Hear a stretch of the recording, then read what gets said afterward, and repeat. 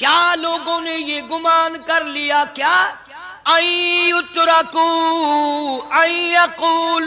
آمنا، اتنا کہنے پر چھوٹ جائیں گے، اتنا کہنے سے جنت میں چلے جائیں گے، اتنا کہنے سے جہنم سے بچ جائیں گے، پلسرات کے عذاب سے بچ جائیں گے، آمنا میں مانتا ہوں۔ السلام علیکم ورحمۃ اللہ وبرکاتہ۔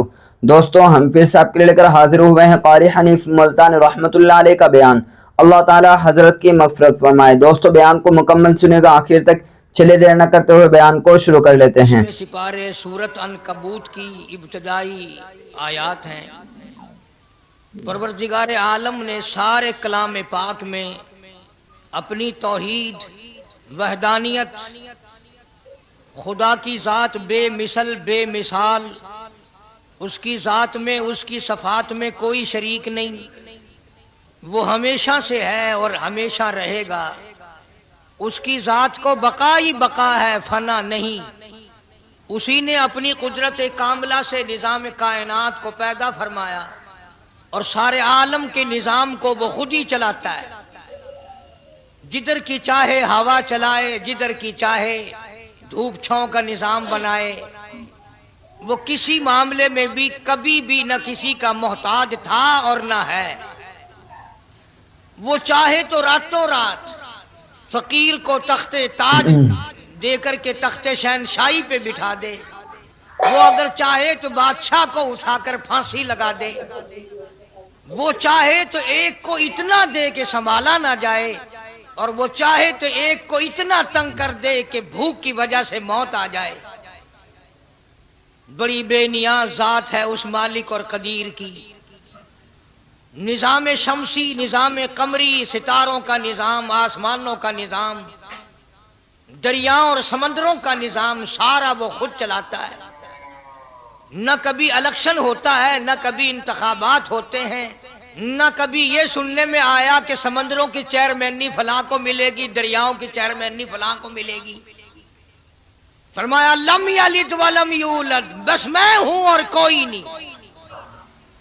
اسی لیے محبوب کائنات حضرت محمد الرسول اللہ صلی اللہ تعالی علیہ وسلم کو اللہ تبارک و تعالی نے ختم نبوت کا تاج پہنا کر کے بھیجا کہ میرے محبوب دنیا میں جاؤ، لوگ میری ذات کو بھول گئے، کھلانے والے کو بھول گئے، پلانے والے کو بھول گئے، اور اس سے بڑھ کر کے کیا بدجانتی ہوگی، پیدا کرنے والے کو بھول گئے۔ آدمی کے جسم کا نظام کون بنا سکتا ہے؟ اب یہ آنکھ ہے، بظاہر آنکھ ہے، لیکن بجلی کی وائرنگ کی طرح آنکھ سے لے کر پاؤں کے تلی تک ایک نظام چل رہا ہے۔ کان کا نظام ہے، ناک کا نظام ہے، ہاتھ کا نظام ہے، پیر کا نظام ہے، دل اور دماغ کا نظام ہے۔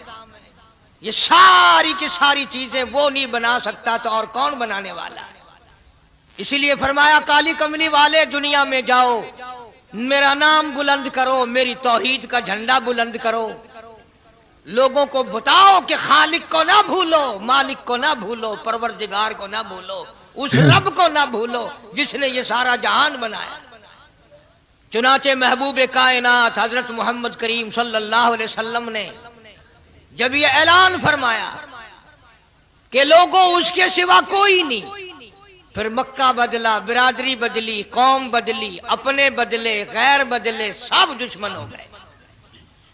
ایک میری بات سمجھ لیں، آج جس طرح کا کلمہ آج ہم پڑھتے ہیں، اگر یہی کلمہ پڑھنا ہوتا تو ابو جہل کافر نہ مرتا، عتبہ کافر نہ مرتا، شیبہ کافر نہ مرتا، ولید ابن مغیرہ کافر نہ مرتا، امیہ ابن خلف کافر نہ مرتا، کہ لا الہ الا اللہ محمد الرسول اللہ بھی پڑھتے رہتے اور بتوں کی پوجا بھی کرتے رہتے، ان کو حاجت روا بھی مانتے رہتے، زنا بھی کرتے رہتے، شراب بھی پیتے رہتے، سب کچھ کرتے، کلمہ پڑھتے رہتے۔ ان کو صرف یہ بات سمجھ نہ آئی، بلکہ ان کی سمجھ یہ تھی کہ جس نے لا الہ الا اللہ منہ سے کہہ لیا، اس کو پھر ساری زندگی کا نظام اللہ کے حکموں کے تابع بنانا پڑے گا۔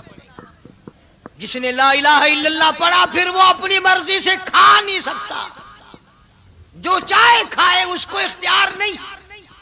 جس نے یہ اقرار کر لیا کہ اللہ کے سوا کوئی معبود نہیں، وہ میرا رب ہے، وہ میرا پروردگار ہے، اب اس کو اختیار نہیں کہ وہ جو چاہے کھائے، بکری کھائے گا، گائے کا گوشت کھائے گا، بھینس کا گوشت کھائے گا، مرغی کا کھائے گا، کتا نہیں کھائے گا، سور نہیں کھائے گا، اسے خود اختیار نہیں ہے، جو چاہے کھائے۔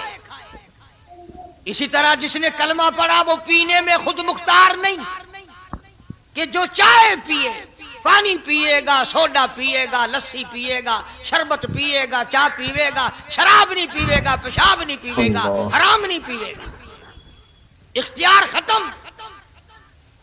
جب کھانے میں ہم مختار نہیں، اپنا اختیار نہیں رکھتے، پینے میں ہمیں اپنا اختیار نہیں، پہننے میں ہمیں اپنا اختیار نہیں، چلنے پھرنے میں ہمیں اپنا اختیار نہیں، اللہ کے حکموں کی تابع داری کرنی پڑے گی۔ آج یہی بات قرآن کریم نے تمہارے سامنے رکھی ہے۔ اور بھولے ہوئے مسلمانوں، خدا کا ہم پر کتنا بڑا کرم ہے کہ سفید داڑھی ہو جاتی ہے، قبر کے قریب ہو جاتے ہیں، اللہ پاک بار بار قرآن پھر سامنے لاتا ہے، اور مان جا، اب بھی مان جا، اب بھی مان جا۔ فرمایا الف لام میم احسب الناس، کیا لوگوں نے یہ گمان کر لیا، کیا لوگوں کا یہ خیال بن گیا، کیا لوگوں کا یہ عمل بن گیا، کیا لوگوں کا یہ عقیدہ بن گیا، کیا لوگوں نے یہ زعم کر لیا، کیا لوگ یہ بنا بیٹھے، تکیہ لگا بیٹھے، ٹھیکہ کر بیٹھے، احسب الناس، کیا لوگوں نے یہ گمان کر لیا، کیا ان یترکوا ان یقولوا آمنا، اتنا کہنے پر چھوٹ جائیں گے، اتنا کہنے سے جنت میں چلے جائیں گے، اتنا کہنے سے جہنم سے بچ جائیں گے، پلسرات کے عذاب سے بچ جائیں گے، آمنا میں مانتا ہوں۔ صرف اتنا کہنے پر چھوٹ نہیں، قرآن کا مقصد یہ ہے ان یترکوا ان یقولوا آمنا، صرف اور صرف اتنا کہنے پر چھوٹ نہیں ہو جائے گی کہ صاحب میں نے قرآن مان لیا، میں نے خدا مان لیا، میں نے مصطفیٰ کریم صلی اللہ علیہ وسلم کو مان لیا، میں نے خدائی نظام کو مان لیا، اور مان تو لیا، اس پہ عمل تو کر۔ فرمایا وَهُمْ لَا يُفْتَنُونَ، اللہ فرماتے ہیں میں آزما کر دیکھوں گا۔ اگر ماسٹر کو امتحان لینے کا اختیار ہے کہ بچہ فیل ہے یا پاس، ڈاکٹروں کو امتحان لینے کا اختیار ہے، پروفیسروں کو امتحان لینے کا اختیار ہے، تو فرمایا وَلَقَدْ فَتَنَّ الَّذِينَ مِن قَبْلِهِمْ فَلَيَعْلَمَنَّ اللَّهُ الَّذِينَ صَدَقُوا وَلَيَعْلَمَنَّ الْكَاذِبِينَ۔ میں خدا بھی امتحان لوں گا، میں بھی آزماؤں گا، میں بھی جانچ کروں گا، میں بھی پڑتال کروں گا۔ آمنا کون سا زبان سے کہتا ہے، کون سا دل سے کہتا ہے، آمنا میں نے مان لیا، کس کی زبان کی نوک پہ کلمہ رکھا ہوا ہے اور کس کے خون کے قطرے قطرے میں بس گیا۔ میں یہ آزما کر دیکھوں گا، میں یہ پتہ کروں گا کہ آمنا کہنے والے لوگوں کا حال کیا ہے۔ کہیں ایسا تو نہیں کہ ادھر کلمہ بھی چل رہا ہے، ادھر قبروں کو بھی چاٹا جا رہا ہے، ادھر کلمہ بھی چل رہا ہے، ادھر قبر پرستی بھی ہو رہی ہے، بت پرستی بھی ہو رہی ہے۔ ارے ہندو اگر بت کی پوجا کرے تو کافر ہے، اور مسلمان 100 قبروں کی مٹی چاٹے اب بھی مسلمان ہے۔ جناب صحابہ کرام رضوان اللہ تعالی علیہ مجمعین کی جانثار جماعت، وفادار جماعت، نبی کے اشاروں پہ جان دینے والی جماعت، نبی کے سچے عاشق صحابہ کرام کی جماعت آئی، عرض کیا یا رسول اللہ صلی اللہ علیہ وسلم، ہم قیصر و کسریٰ کے دربار میں جاتے ہیں، بڑے بڑے بادشاہوں کے دربار میں جاتے ہیں، ہم دیکھتے ہیں ان کے لوگ کارندے اپنے بادشاہوں کو سجدہ کرتے ہیں، آپ امام الانبیاء، آپ رسولوں کے رسول، آپ نبیوں کے نبی، ساری کائنات کے سردار، اجازت دو ہم بھی آپ کو سجدہ کیا کریں، اجازت دیں آپ، ہم بھی آپ کو سجدہ کرنا چاہتے، ہمارا دل چاہتا ہے، آپ تو بادشاہوں کے بادشاہ ہیں۔ فرمایا لعن اللہ الیہود والنصارى. اندازہ لگاؤ سوال کیا کیا تھا اور اللہ کے پاک پیغمبر صلی اللہ علیہ وسلم نے جواب کیا دیا ہے؟ یہی فرما دیتے کہ نہیں بھائی، بلکہ مثال دی پچھلی، لعن اللہ الیہود والنصارى. اللہ تعالیٰ نے لعنتی بنا دیا یہود و نصارہ کو. کیوں؟ اتخذوا قبور انبیائہم مساجدا، انہوں نے اپنے نبیوں کی قبروں کو سجدہ گاہ بنایا، اس لیے ملعون بن گئے، لعنتی بن گئے کہ انبیاء علیہ الصلوۃ والسلام کی قبروں کو سجدے شروع کر دیے. چلو یہاں پہ بات ختم ہو جانی چاہیے تھی. اتخذوا قبور انبیائہم مساجدا. مالک کائنات کی حضور میں رحمت صلی اللہ تعالی علیہ وسلم نے جھولی پھیلا دی. صحابہ اکرام نے ایک سوال کیا، اللہ کے پاک پیغمبر نے اس کا جواب دے دیا، بات ختم ہو گئی. لیکن اللہ کے پاک پیغمبر نے اس بات کو اتنا پختہ کر کے دکھایا اور یہ ثابت کر دیا، میرے صحابہ تم نے سوال کیا، میں نے جواب دے دیا. آگے رب کی حضور میں جھولی پھیلا دی. الہ العالمین تیرے دروازے پہ میرا سوال ہے، اللہم لا تجعل قبری اصنام. مولا میری قبر کو سجدہ گاہ نہ بننے دینا، تجھ سے دعا مانگتا ہوں میری قبر کی سجدہ گاہ نہ بنے، میری قبر کو لوگ بتوں کی طرح سے نہ مانے. لوگ آج ایک بات کرتے ہیں کہ جی ہم نے اپنے باپ دادا کو یوں کرتے دیکھا، اب قرآن ماننے یا دادا پر دادا کو ماننے. محبوب کائنات حضرت محمد کریم صلی اللہ تعالی علیہ وسلم نے جب قوم کے سامنے اللہ کا قرآن رکھا، یہی جواب انہوں نے دیا، وَإِذَا قِيلَ لَهُمْ تَعَالَوْا إِلَى مَا أَنزَلَ اللَّهُ وَإِلَى الرَّسُولِ.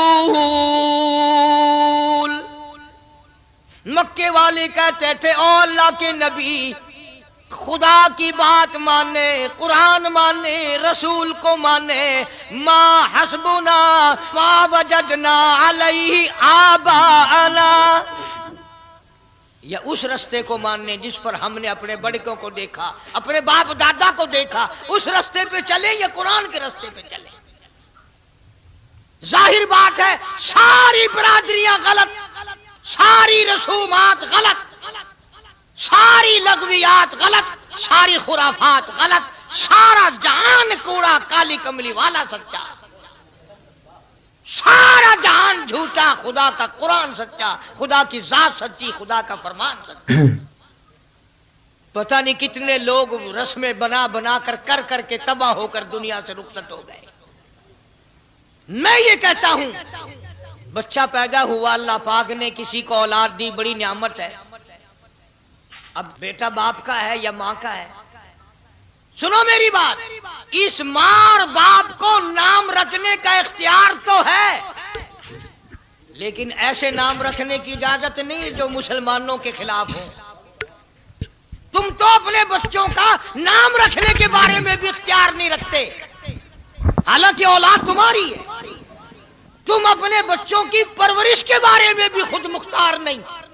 اللہ کے پاک پیغمبر صلی اللہ علیہ وسلم نے حکم دیا، جب بچہ پیدا ہو سجے کان میں اذان کہو اور کھبے کان میں تکبیر کہو. یہ ثابت کر دو اذان تیری ہو گئی، تکبیر تیری ہو گئی، اب تیری زندگی 50 برس کی ہو، 100 سال کی ہو، بس اتنا وقفہ رہ گیا کہ تکبیر ہو چکی اور اللہ اکبر نیت بندنے کی دیر ہے. ظاہر بات ہے لوگ آج کل لکھے پڑے اعتراض کرتے ہیں کہ ہماری سمجھ میں بات نہیں آتی، دین نہیں سمجھ میں آتا، قرآن سمجھ میں نہیں آتا. اب بتاؤ یہ بچے کے کان میں جو 3 دن کا بچہ ہے، اس کے کان میں جو اذان آ رہی ہے، اس کا کوئی بظاہر فائدہ ہے؟ جب 80 برس کا بوڑھا اذان سن کر مسجد میں نہیں آتا تو یہ بچہ بیچارہ اذان سن کے کیا کرے گا؟ جب لوگ اذان سن کر کنجری کا گانا بند نہیں کرتے، اذان سن کر بدماش اور بدکار عورتوں کے گانے اور فوش بند نہیں کرتے، دکان نہیں چھوڑتے، گھر سے اٹھ کر اللہ کے دربار میں بلائے ہوئے نہیں آتے، تو اب بتاؤ اس بچے کے کان میں اذان دینے کا کیا فائدہ؟ ظاہر ہے کہ یہ بات کہنی پڑے گی کہ حکم ہے محمد عربی صلی اللہ علیہ وسلم کا. اسے پورا کرنا پڑے گا، بظاہر فائدہ نظر آئے یا نہ آئے۔ ہم ظاہری فائدے کے پابند نہیں، ظاہری فائدوں کے مفاد کے ہم پابندی نہیں۔ اس لیے میں نے عرض کیا کہ ہم لوگ کسی بارے میں بھی اختیار نہیں رکھتے، سارا دن پانی پیو، روٹی کھاؤ، لیکن جب روزہ رکھ لو گے تب روٹی کھانے گناہ، پانی پینا گناہ۔ یہی بات میں ثابت کرنا چاہتا ہوں کہ ہم لوگ اختیار میں نہیں ہیں، آزاد نہیں ہے جتنا ہم نے اپنے آپ کو آزاد سمجھا ہوا ہے۔ اس لیے اللہ پاک جل شانہ فرماتے ہیں تبارک الذی بیدہ الملک، ساری برکتیں اسی کے ہاتھ میں ہیں جس کا ملک میں راج ہے، وَهُوَ عَلَىٰ كُلِّ شَيْءٍ قدیر۔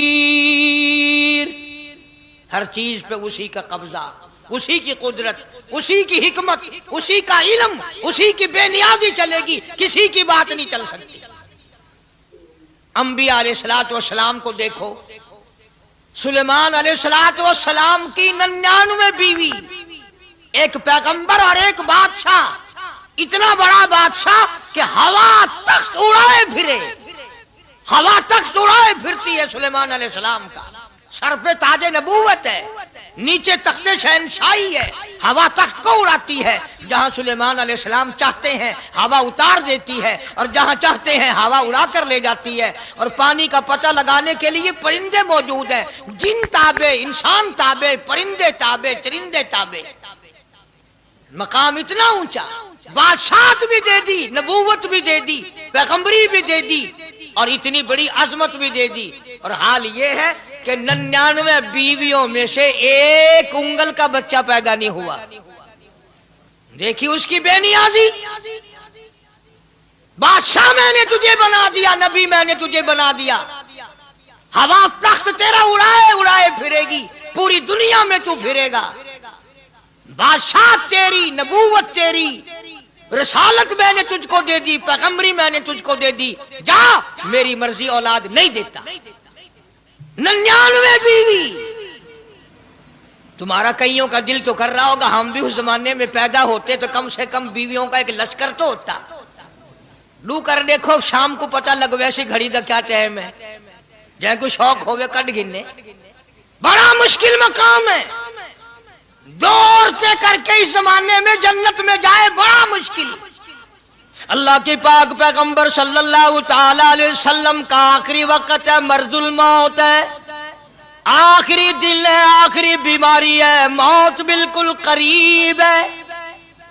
جناب صفیہ رضی اللہ تعالیٰ عنہ کو بلایا، جناب سودا رضی اللہ تعالیٰ عنہ کو بلایا، ام حبیبہ رضی اللہ تعالیٰ عنہ کو بلایا، حضرت حفصہ رضی اللہ تعالیٰ عنہ کو بلایا، حضرت زینب رضی اللہ تعالیٰ عنہ کو بلایا، ام حبیبہ رضی اللہ تعالیٰ عنہ کو بلایا، ساری گھر والیوں کو، ہماری ماں کو بلا کر اللہ کا پاک پیغمبر فرماتے ہیں، او میری گھر والیوں، میرا آخری وقت قریب ہے، بیماری بڑی سخت ہے، اجازت دے دو میں اپنی بیماری کے دن عائشہ کے حجرے میں گزار لوں۔ امام الانبیاء اجازت لے رہے ہیں، اجازت لے رہے ہیں، تم ناراض گھر بیٹھی رہو، میری باری تھی، میری باری تھی، ساری باری عائشہ کے حجرے میں رکھ دی۔ کتنا خدا کا خوف ہے، کس قدر دل میں اللہ تبارک و تعالیٰ کا ڈر ہے کہ کسی حقدار کے دل میں بھی یہ بات نہ آ جائے کہ میری باری ماری گئی۔ امام الانبیاء محبوب کبریا حضرت محمد مصطفیٰ صلی اللہ تعالی علیہ وسلم نے اجازت لے لی، ساری ہماری ماؤں نے اجازت دے دی، بیماری کے دن ہے، پریشانی کے دن ہے، جہاں آپ کو سہولت ہو ہم بالکل رضامندی سے اجازت دیتے ہیں۔ حجرہ عائشہ میں قیام فرما لیا، نبی نے خدا کا خوف دکھایا، نبی نے خدا کا ڈر دکھایا، نبی نے اپنے دل میں ڈر فرمایا اللہ پاک کو کچھ اور منظور ہے، کالی کملی والے، یہ جو حجرہ عائشہ ہے، یہ جو حجرہ عائشہ ہے جس بستر میں تیری ساتھ عائشہ ہوتی ہے، مجھے اس حجرے سے اتنا پیار ہے، اتنا پیار ہے، اس کے مقابلے کی میرے پاس جنت بھی موجود نہیں۔ इस हुजरे में क़याम फरमाओ, यही हुजरा सब कुछ बनेगा, सब कुछ यहीं से होगा। जनाब मदनी करीम सल्लल्लाहु ताला अलैहि वसल्लम ने बिल्कुल आखिरी वक्त, बिल्कुल आखिरी लम्हात फरमाया, मेरी आयशा मिसवाक ले आ। मिसवाक ले आई। फरमाया, आयशा, ओ मेरी आयशा, इसको नरम कर दे, इसको नरम कर दे। अब बताओ, मर्द की मंशा, मर्द की गरज अगर औरत नहीं समझती तो और कौन समझ सकता है? का मतलब ये ना था कि लकड़ी से कूट के ले आ, किसी रोड़े ईंट से कूट के नरम करके ले आ। पैगंबर के फरमान को आयशा सिद्दीका ने समझा, अपने मुंह मुबारक में मिसवाक को चबा दिया और फिर ये नहीं फरमाया कि आयशा इसे धो के ला। समझो, ये नहीं फरमाया इसे धो के ला, बल्कि वही लुआब जो हजरत आयशा के मुंह का लगा हुआ था, पैगंबर खुदा सल्लल्लाहु अलैहि वसल्लम ने अपने मुंह मुबारक में वही मिसवाक फरमाई और इसके बाद कुल्ली नहीं फरमाई। ये साबित कर दिया, लोगों, आयशा मुझे इतनी प्यारी है, इतनी प्यारी है, इतनी प्यारी है कि मैं आखिरी वक्त में इसके मुंह का लुआब अपने मुंह में लेके जा रहा हूं। तमाम चीजें अल्लाह पाक खुद करा रहा है। और एक और बात समझो, तुम्हारी भी तमन्ना है, मेरी भी तमन्ना है, हर मुसलमान की तमन्ना है, अल्लाह करे आखिरी वक्त अच्छी जगह आए। सबकी तमन्ना है सजदे में मौत आए। जो उस आदमी मस्जिद में कभी दाखिल नहीं होता, आरज़ू उसकी भी है कि सजदे में मौत आए, भावें सारी उम्र सजदा न करे। जो आदमी सारी जिंदगी खुदा के कुरान को हाथ नहीं लगाता, कुरान को आंख से देखता नहीं, तमन्ना उसकी भी है कि मेरी मौत कुरान पढ़ते हुए की आए।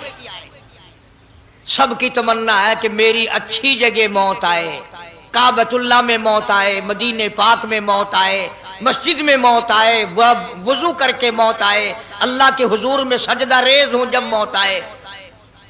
तुम ये तमन्ना कर सकते हो, तुम्हारी यह हसरत हो सकती है, इमामुल अंबिया की कोई तमन्ना नहीं। काली कमली वाले की भी तो तमन्ना होगी, या अल्लाह सबसे अच्छी जगह मेरी मौत आए। अल्लाह तबारक व तआला जल्ले शानहू ने यह साबित कर दिया, मेरे महबूब तेरे लिए हुजरे ऐशा से अच्छी जगह आसमानों पे भी नहीं, जन्नत में नहीं। यह जो ऐशा का हुजरा है, जहां जिब्रील के सलाम आते हैं, जहां खुदा का कुरान नाजिल होता है, इससे अच्छा कोई ठिकाना नहीं। और एक और बात समझो, आजकल भी तजर्बा कर लें, बाप से धी को बड़ा प्यार होता है और बाप को भी अपनी बेटी से बड़ा प्यार होता है। यूं ही अगर मुंह बना दे बेटी अब्बा के सामने और इतना सा लफ्ज कह दे अब्बा, रोने की शक्ल बनाकर, खुदा गवाह बाप का कलेजा फट जाता है। क्या हुआ बेटी, दिए की है? वो चुप कर वेंदी, 10 मैनू होया की है। चैन नहीं आता जब तक धी से पूछ ना ले। आखिरी वक्त है पैगंबर खुदा सल्लल्लाहु अलैहि वसल्लम का, और हजरत फातिमा ज़हरा रजी अल्लाह तआला अन्हा और आयशा सिद्दीका रजी अल्लाह तआला अन्हा दोनों मौजूद हैं। और लोगों, आज हमें बाप को दुनिया से जाता हुआ बेटी देखकर गवारा नहीं कर सकती, तो फातिमा ज़हरा जिसका अब्बा काली कमली वाला हो, कैसे गवारा करती? खुद हजरत अली फरमाते हैं रजी अल्लाह तआला कि पैगंबर की वफात के बाद 6 महीने फातिमा ज़हरा जिंदा रही, किसी ने हंसती हुई नहीं देखी। खुद हजरत अली गवाह है, फरमाते हैं 6 महीने में कभी पेट भर के नहीं खाया, हर वक्त रोया करती थी। कभी कहती थी, ओ लोगो, तुमने किन हाथों से मेरे अब्बा की कब्र पे मिट्टी डाली? तुमने किन हाथों से शहंशाह कायनात सल्लल्लाहु ताला अलैहि वसल्लम को कब्र मुबारक में रख दिया? साबित मैं ये करना चाहता हूं कि मेरा ये अकीदा है कि जनाब आयशा सिद्दीका रज़ी अल्लाह तआला अन्हा की गोद में हुजूर की वफात हुई। आपकी वफात शरीफ हजरत आयशा सिद्दीका की गोद में हुई। تو خداوند کریم نے جس نے ساری کائنات کا آپ کو سردار بنایا، رحمت للعالمین بنایا، ساقی کوثر بنایا، شافی محشر بنایا، تمام مسلمانوں کا پوری کائنات کے لیے رحمت بنا کر کے بھیجا، اللہ پاک نے سب سے اچھی جگہ حضرت عائشہ صدیقہ کی گود پسند آ گئی۔ اس لیے محمد عربی صلی اللہ تعالی علیہ وسلم نے ساری زندگی لا الہ الا اللہ محمد الرسول اللہ لوگوں تک پہنچانے کے لیے مار کھائی۔ آج ہم کلمہ بھی پڑھ رہے ہیں، جھوٹ بھی بول رہے ہیں، کلمہ بھی ہو رہا ہے، رشوت بھی چل رہی ہے، کلمہ بھی پڑھ رہے ہیں، لوگوں کی دھی بیٹیوں کے ساتھ بدکاری بھی ہو رہی ہے، کلمہ بھی چل رہا ہے، شراب بھی پی رہے ہیں، کلمہ بھی پڑھ رہے ہیں، سور بھی کھا رہے ہیں۔ بتاؤ یہ کیا کلمہ ہے؟ کس کام آئے گا کلمہ؟ حضرات صحابہ کرام رضوان اللہ تعالی علیہم اجمعین کا یہ عالم ہے، جس نے کلمہ پڑھا اس نے پوری زندگی ایک سیکنڈ میں بدل دی، ایک سیکنڈ میں بدل دی۔ جس دن شراب کی حرمت قرآن میں آئی، شراب کا حرام ہونا قرآن میں آیا، صحابہ کے گھروں میں بھی تھی، مسلمانوں کے گھروں میں بھی شراب تھی، لیکن جب شراب کی حرمت کا حرام ہونے کا قرآن نے اعلان کیا، میں دعوے سے کہتا ہوں، ذمہ داری سے کہتا ہوں، مدینے میں یہودی بھی تھے، ادھر ادھر عیسائی بھی تھے، جو کسی صحابی نے یہ سوچا ہو چلو ہمارے لیے تو حرام ہے، اس کے 4 پیسے تو بنا لیں، یہودیوں کو بیچ دیں، عیسائیوں کو بیچ دیں، وہ تو پابند نہیں، پیسے تو بنائیں۔ بلکہ علماء نے لکھا ہے کہ مدینے کی گلیوں میں شراب کا دریا بہہ پڑا، مٹکے توڑ دیے، سرائیاں توڑ دی، بوتلیں مار مار کے دیواروں میں توڑ دی، قرآن آیا، اس کے بعد آخری دم تک کسی صحابی نے پینا تو کیا اس برتن کو بھی ہاتھ نہیں لگایا جس میں شراب تھی۔ آج ہم تو اپنے لیے مسئلہ نکال لیتے ہیں۔ اب یہ جتنے غریب لوگ ہیں فیم کھاتے رہتے ہیں، چرس پیتے رہتے ہیں، ہریون کھاتے رہتے ہیں، اور اپنے آپ کو ہر وقت کہتے ہیں میں غریب ہوں، کہاں میرا حساب، کہاں میرا عذاب، کہیں میری جنت، کہاں میرا دوزخ وجنا۔ اچھا تیری خدائی بھئی ہے؟ تمام کے تمام یہ عیب غریبوں نے پکڑ لیے۔ اس لیے اللہ پاک جل شانہ نے اعلان کر دیا، فرمایا احسب الناس، کیا لوگوں کا یہ گمان ہے، ان یترکوا، چھوڑ دوں گا میں، ان یقولوا آمنا، صرف آمنا کہنے پر چھوڑ دیے جائیں گے، وہم لا یفتنون، میں آزما کر دیکھوں گا کہ لا الہ الا اللہ محمد الرسول اللہ کے مطابق زندگی ہے کہ نہیں، میرے محبوب کے صورت کے مطابق صورت بنی کہ نہیں، لباس بنا کہ نہیں، کھانا پینا میرے محبوب کی اطاعت کرتے ہوئے غلامی میں کرتا ہے یا خود مختار ہو کر کے کرتا ہے۔ اب ایک سانس میں پانی پی لینا یہ عیسائیوں کی عادت ہے۔ آقا مدنی محمد عربی صلی اللہ علیہ وسلم نے فرمایا 3 سانس لے کر کے پیو۔ اب پیٹ بھی بھر گیا، پانی بھی پیٹ میں چلا گیا، اور کالی کملی والے کی غلامی بھی ہو گئی۔ فرمایا بسم اللہ کر کے پیو، دوسری غلامی ہو گئی، سجے ہاتھ سے پیو، تیسری غلامی ہو گئی، کھانا کھاؤ بسم اللہ پڑھ کے شروع کرو۔ کئی آدمی اگر ایک برتن میں کھائیں تو اپنے آگے سے کھاؤ، یہ نہیں کہ آلو پرلی طرف دھکیلتے جاؤ، بوٹیاں بوٹیاں اٹھا کے کھاتے جاؤ۔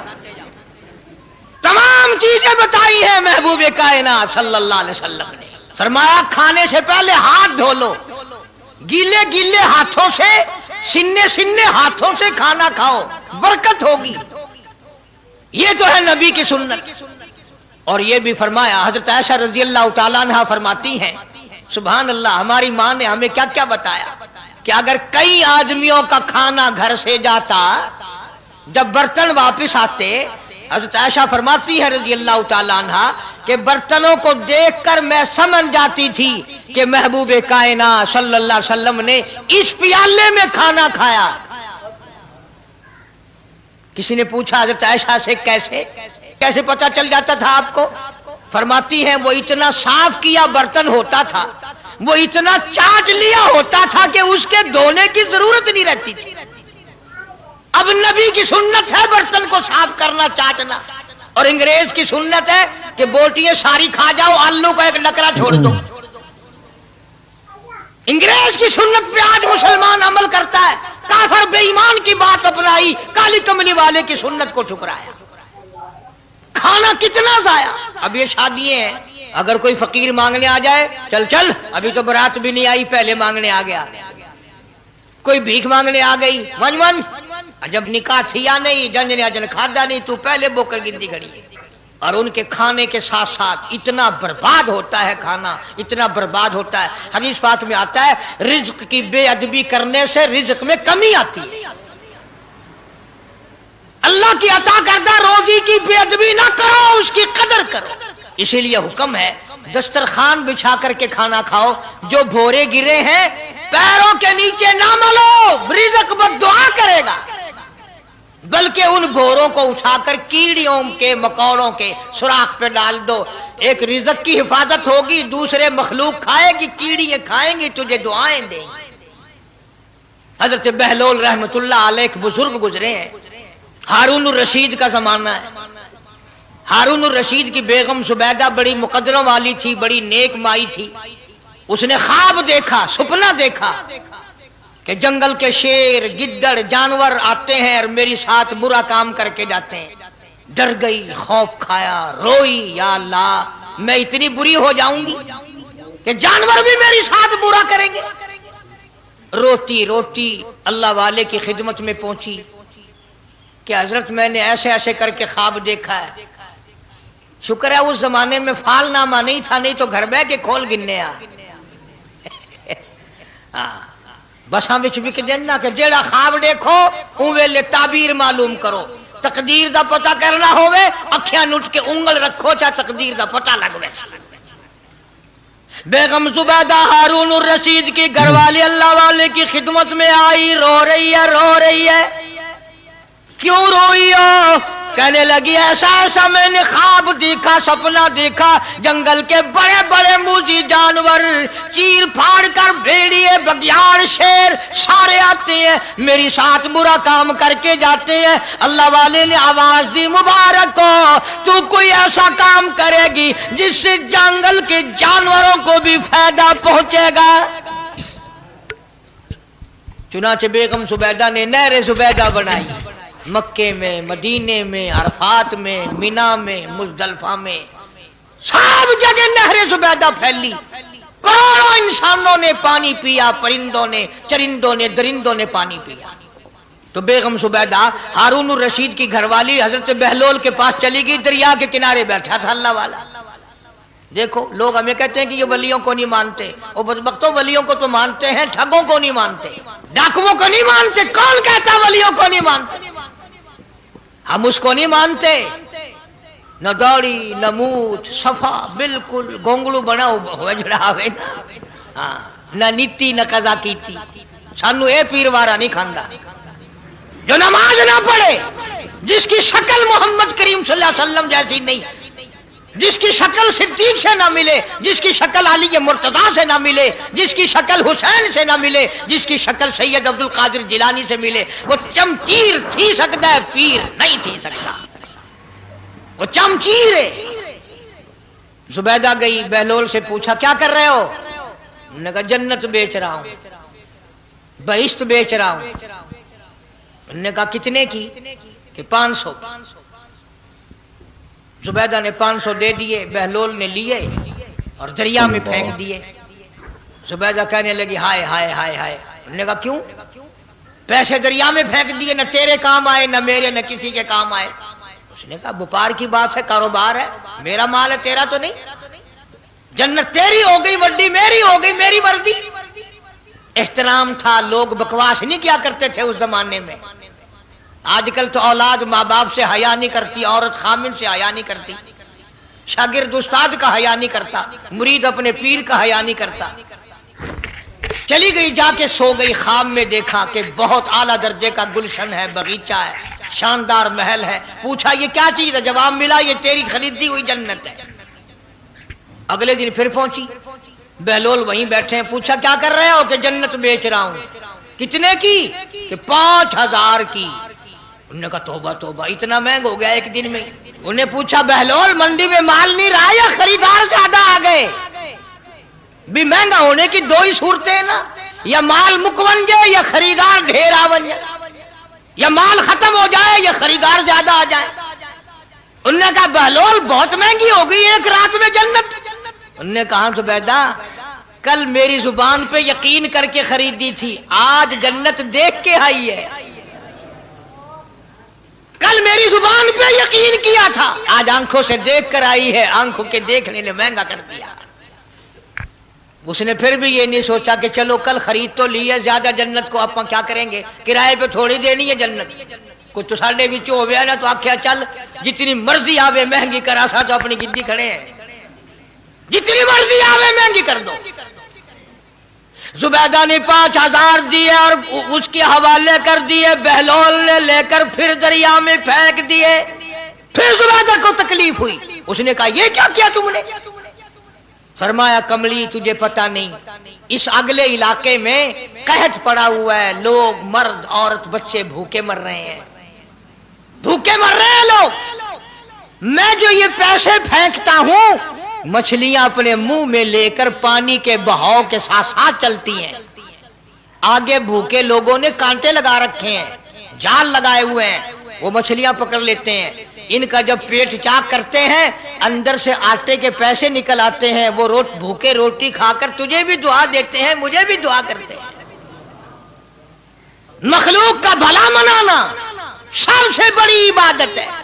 आज यही चीज तो मुसलमान से छूट गई कि वो सिर्फ अपनी पेट परस्ती करता है, अपनी गरज परस्ती करता है, अपनी नफ्स परस्ती करता है, इंसानियत के मकाम पर नहीं सोचता कि दूसरा भी मेरे जैसा इंसान है, इसके भी पहलू में दिल है, इसको भी पेट लगा हुआ है, इसके भी बाल बच्चे हैं, इसकी मजबूर, अपना सब कुछ सामने है हर आदमी। इसलिए कुरान करीम ने ऐलान कर दिया कि तुम कलमा पढ़ के जन्नत के ठेकेदार ना बनो।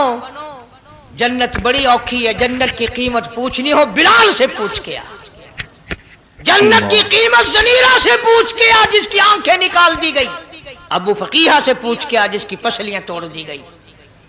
इसलिए मैंने ये उन्वान अर्ज कर दिया कि छड़ा कलमा काफी नहीं, बल्कि कलमे वाली जिंदगी बनानी पड़ेगी, कलमे के मुताबिक अपने आप को चलाना पड़ेगा। नमाज आएगी, रोजा आएगा, ज़कात आएगी, हज आएगा, शिरक छोड़ना पड़ेगा, बिदअत छोड़नी पड़ेगी, लगवियात और बकवासात से परहेज करना पड़ेगा, हराम खाना नहीं छोड़ना पड़ेगा, हराम पीना छोड़ना पड़ेगा, हराम देखने की इजाजत नहीं, हराम सुनने की इजाजत नहीं, हराम पकड़ने की इजाजत नहीं। इसलिए अल्लाह तबारक व तआला कुरान करीम में ऐलान करते हैं कि मैं भी तो देखता हूं कि कलमा इसने जुबान की नोक से पढ़ा या दिल से पढ़ा। अगर दिल से पढ़ा तो ये सारी चीजों की परहेजगारी करेगा, मानेगा, हिदायत याफ्ता बन करके जाएगा। जिस चीज से प्यार होता है, जिस चीज से मोहब्बत होती है, या यूं कहो जिस आदमी से मोहब्बत होती है, उसकी हर चीज से प्यार होता है। ये मुमकिन नहीं कि एक आदमी ये कहे कि तेरी शक्ल से तो मुझे प्यार है पर तेरी आंखों से बड़ी नफरत है। उसके अंग अंग से मोहब्बत होती है, हत्ता कि उसके कपड़ों से भी प्यार होता है, उसकी आल औलाद से भी उनस और मोहब्बत होती है। वो कहते हैं ना, मकां को है जीनत मकी के कदम से। ज़र्फ की कीमत जो है वो मजरूफ की वजह से बनती है।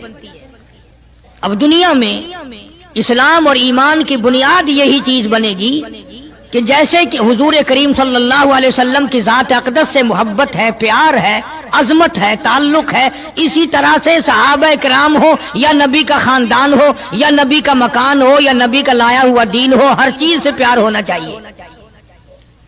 ये नहीं कि हुजूर करीम सल्लल्लाहु अलैहि वसल्लम की जात अक़दस से तो मोहब्बत हो, प्यार हो, ताल्लुक हो और आपके निजाम से नफरत हो, फिर मुसलमानी नहीं। खानदान नबूवत से भी प्यार करना पड़ेगा और होना चाहिए। इसीलिए मेरी एक बात दिल की तख्ती पे लिख के ले जाओ कि हमारे नबी की बात भी निराली और हमारे नबी की जमात भी निराली,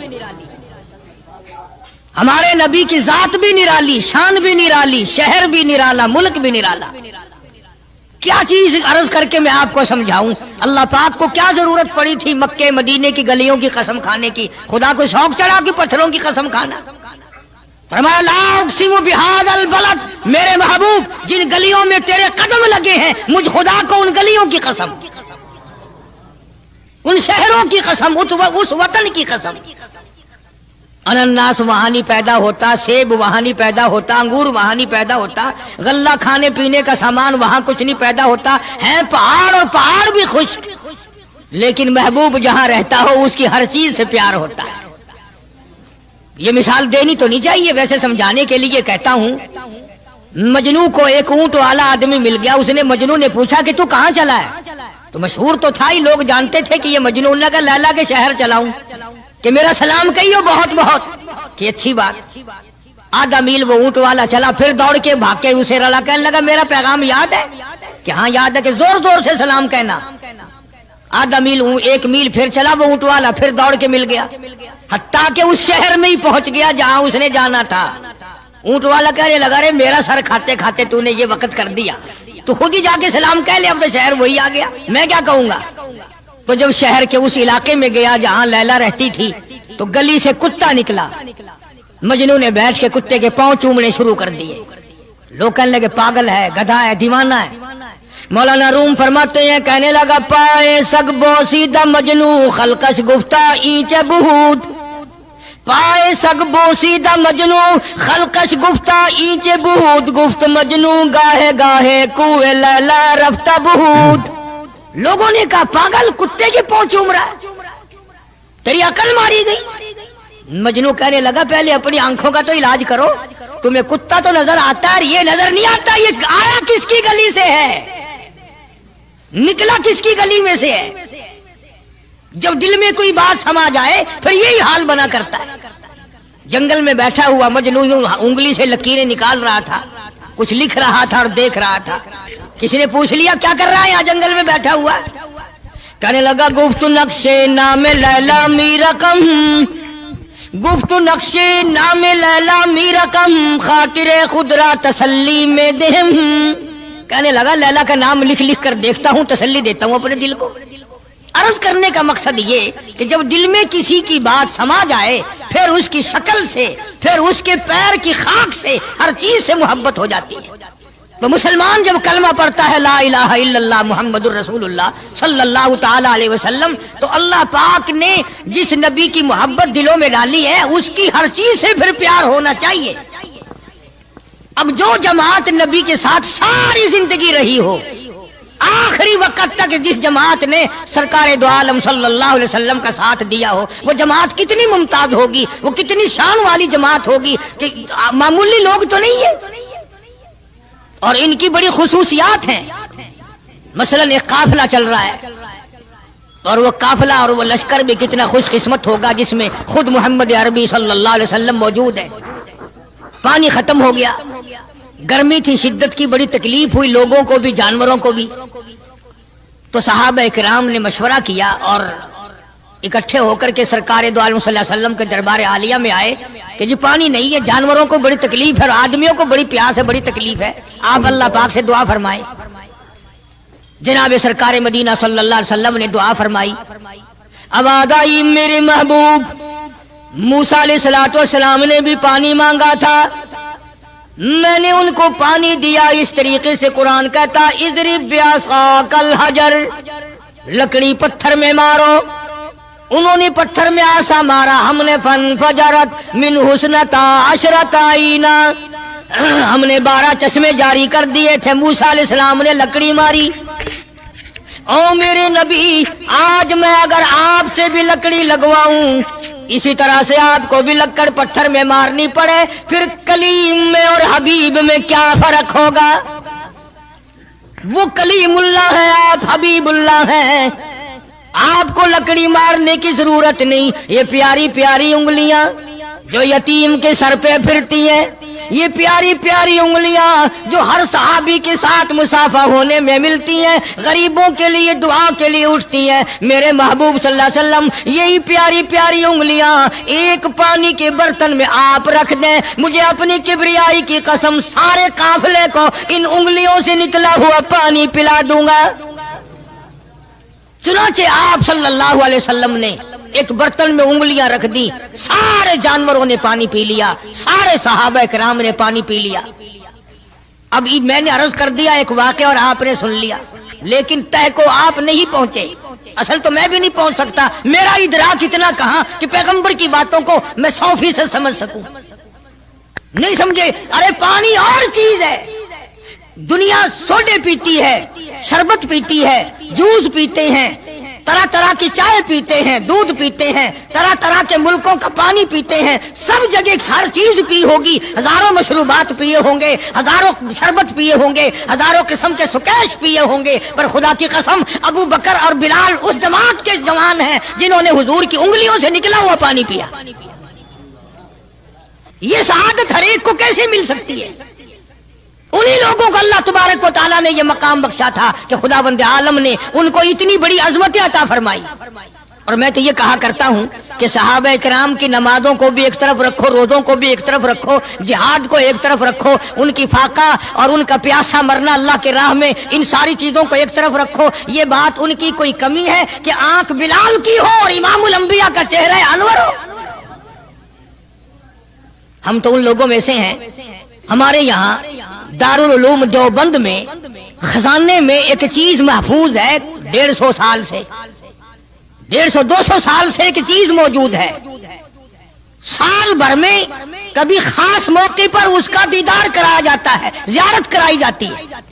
یہ میں صفائی نہیں دے رہا، کئی لوگ کہتے ہوں گے جی دیوبندیوں کی صفائی دیتا ہے، بلکہ میں اپنا عقیدہ اور اپنے بزرگوں کا پروگرام بتاتا ہوں کہ ایسے تھے لوگ.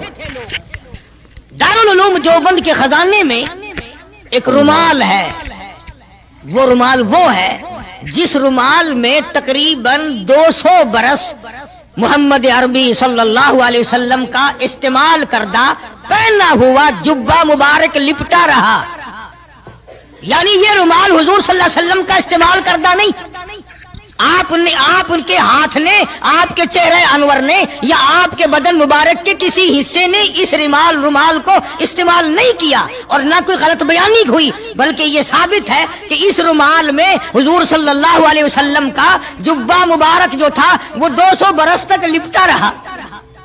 حضرت مولانا محمد قاسم صاحب نانوتوی رحمت اللہ علیہ نے اس رومال کو سونے کی ڈبیا میں رکھا ہوا ہے، اور اس رومال کی سارے اللہ والے زیارت کرتے ہیں کہ یہ سرکار مدینہ صلی اللہ علیہ وسلم کے کپڑے کو لگا ہے، خود آپ کے جسم کو بھی نہیں، آپ کے کپڑے کو لگا ہے. جو لوگ حضور کے کپڑے کو لگے ہوئے کپڑے کی بھی عزت کرتے ہو، ان کے اندر حضور کی محبت کتنی ہوگی؟ وہ سونے کی ڈبیا میں موجود ہے، اور کبھی کبھی اس کا خاص موقع پر اہتمام کے ساتھ اس کی زیارت کرائی جاتی ہے.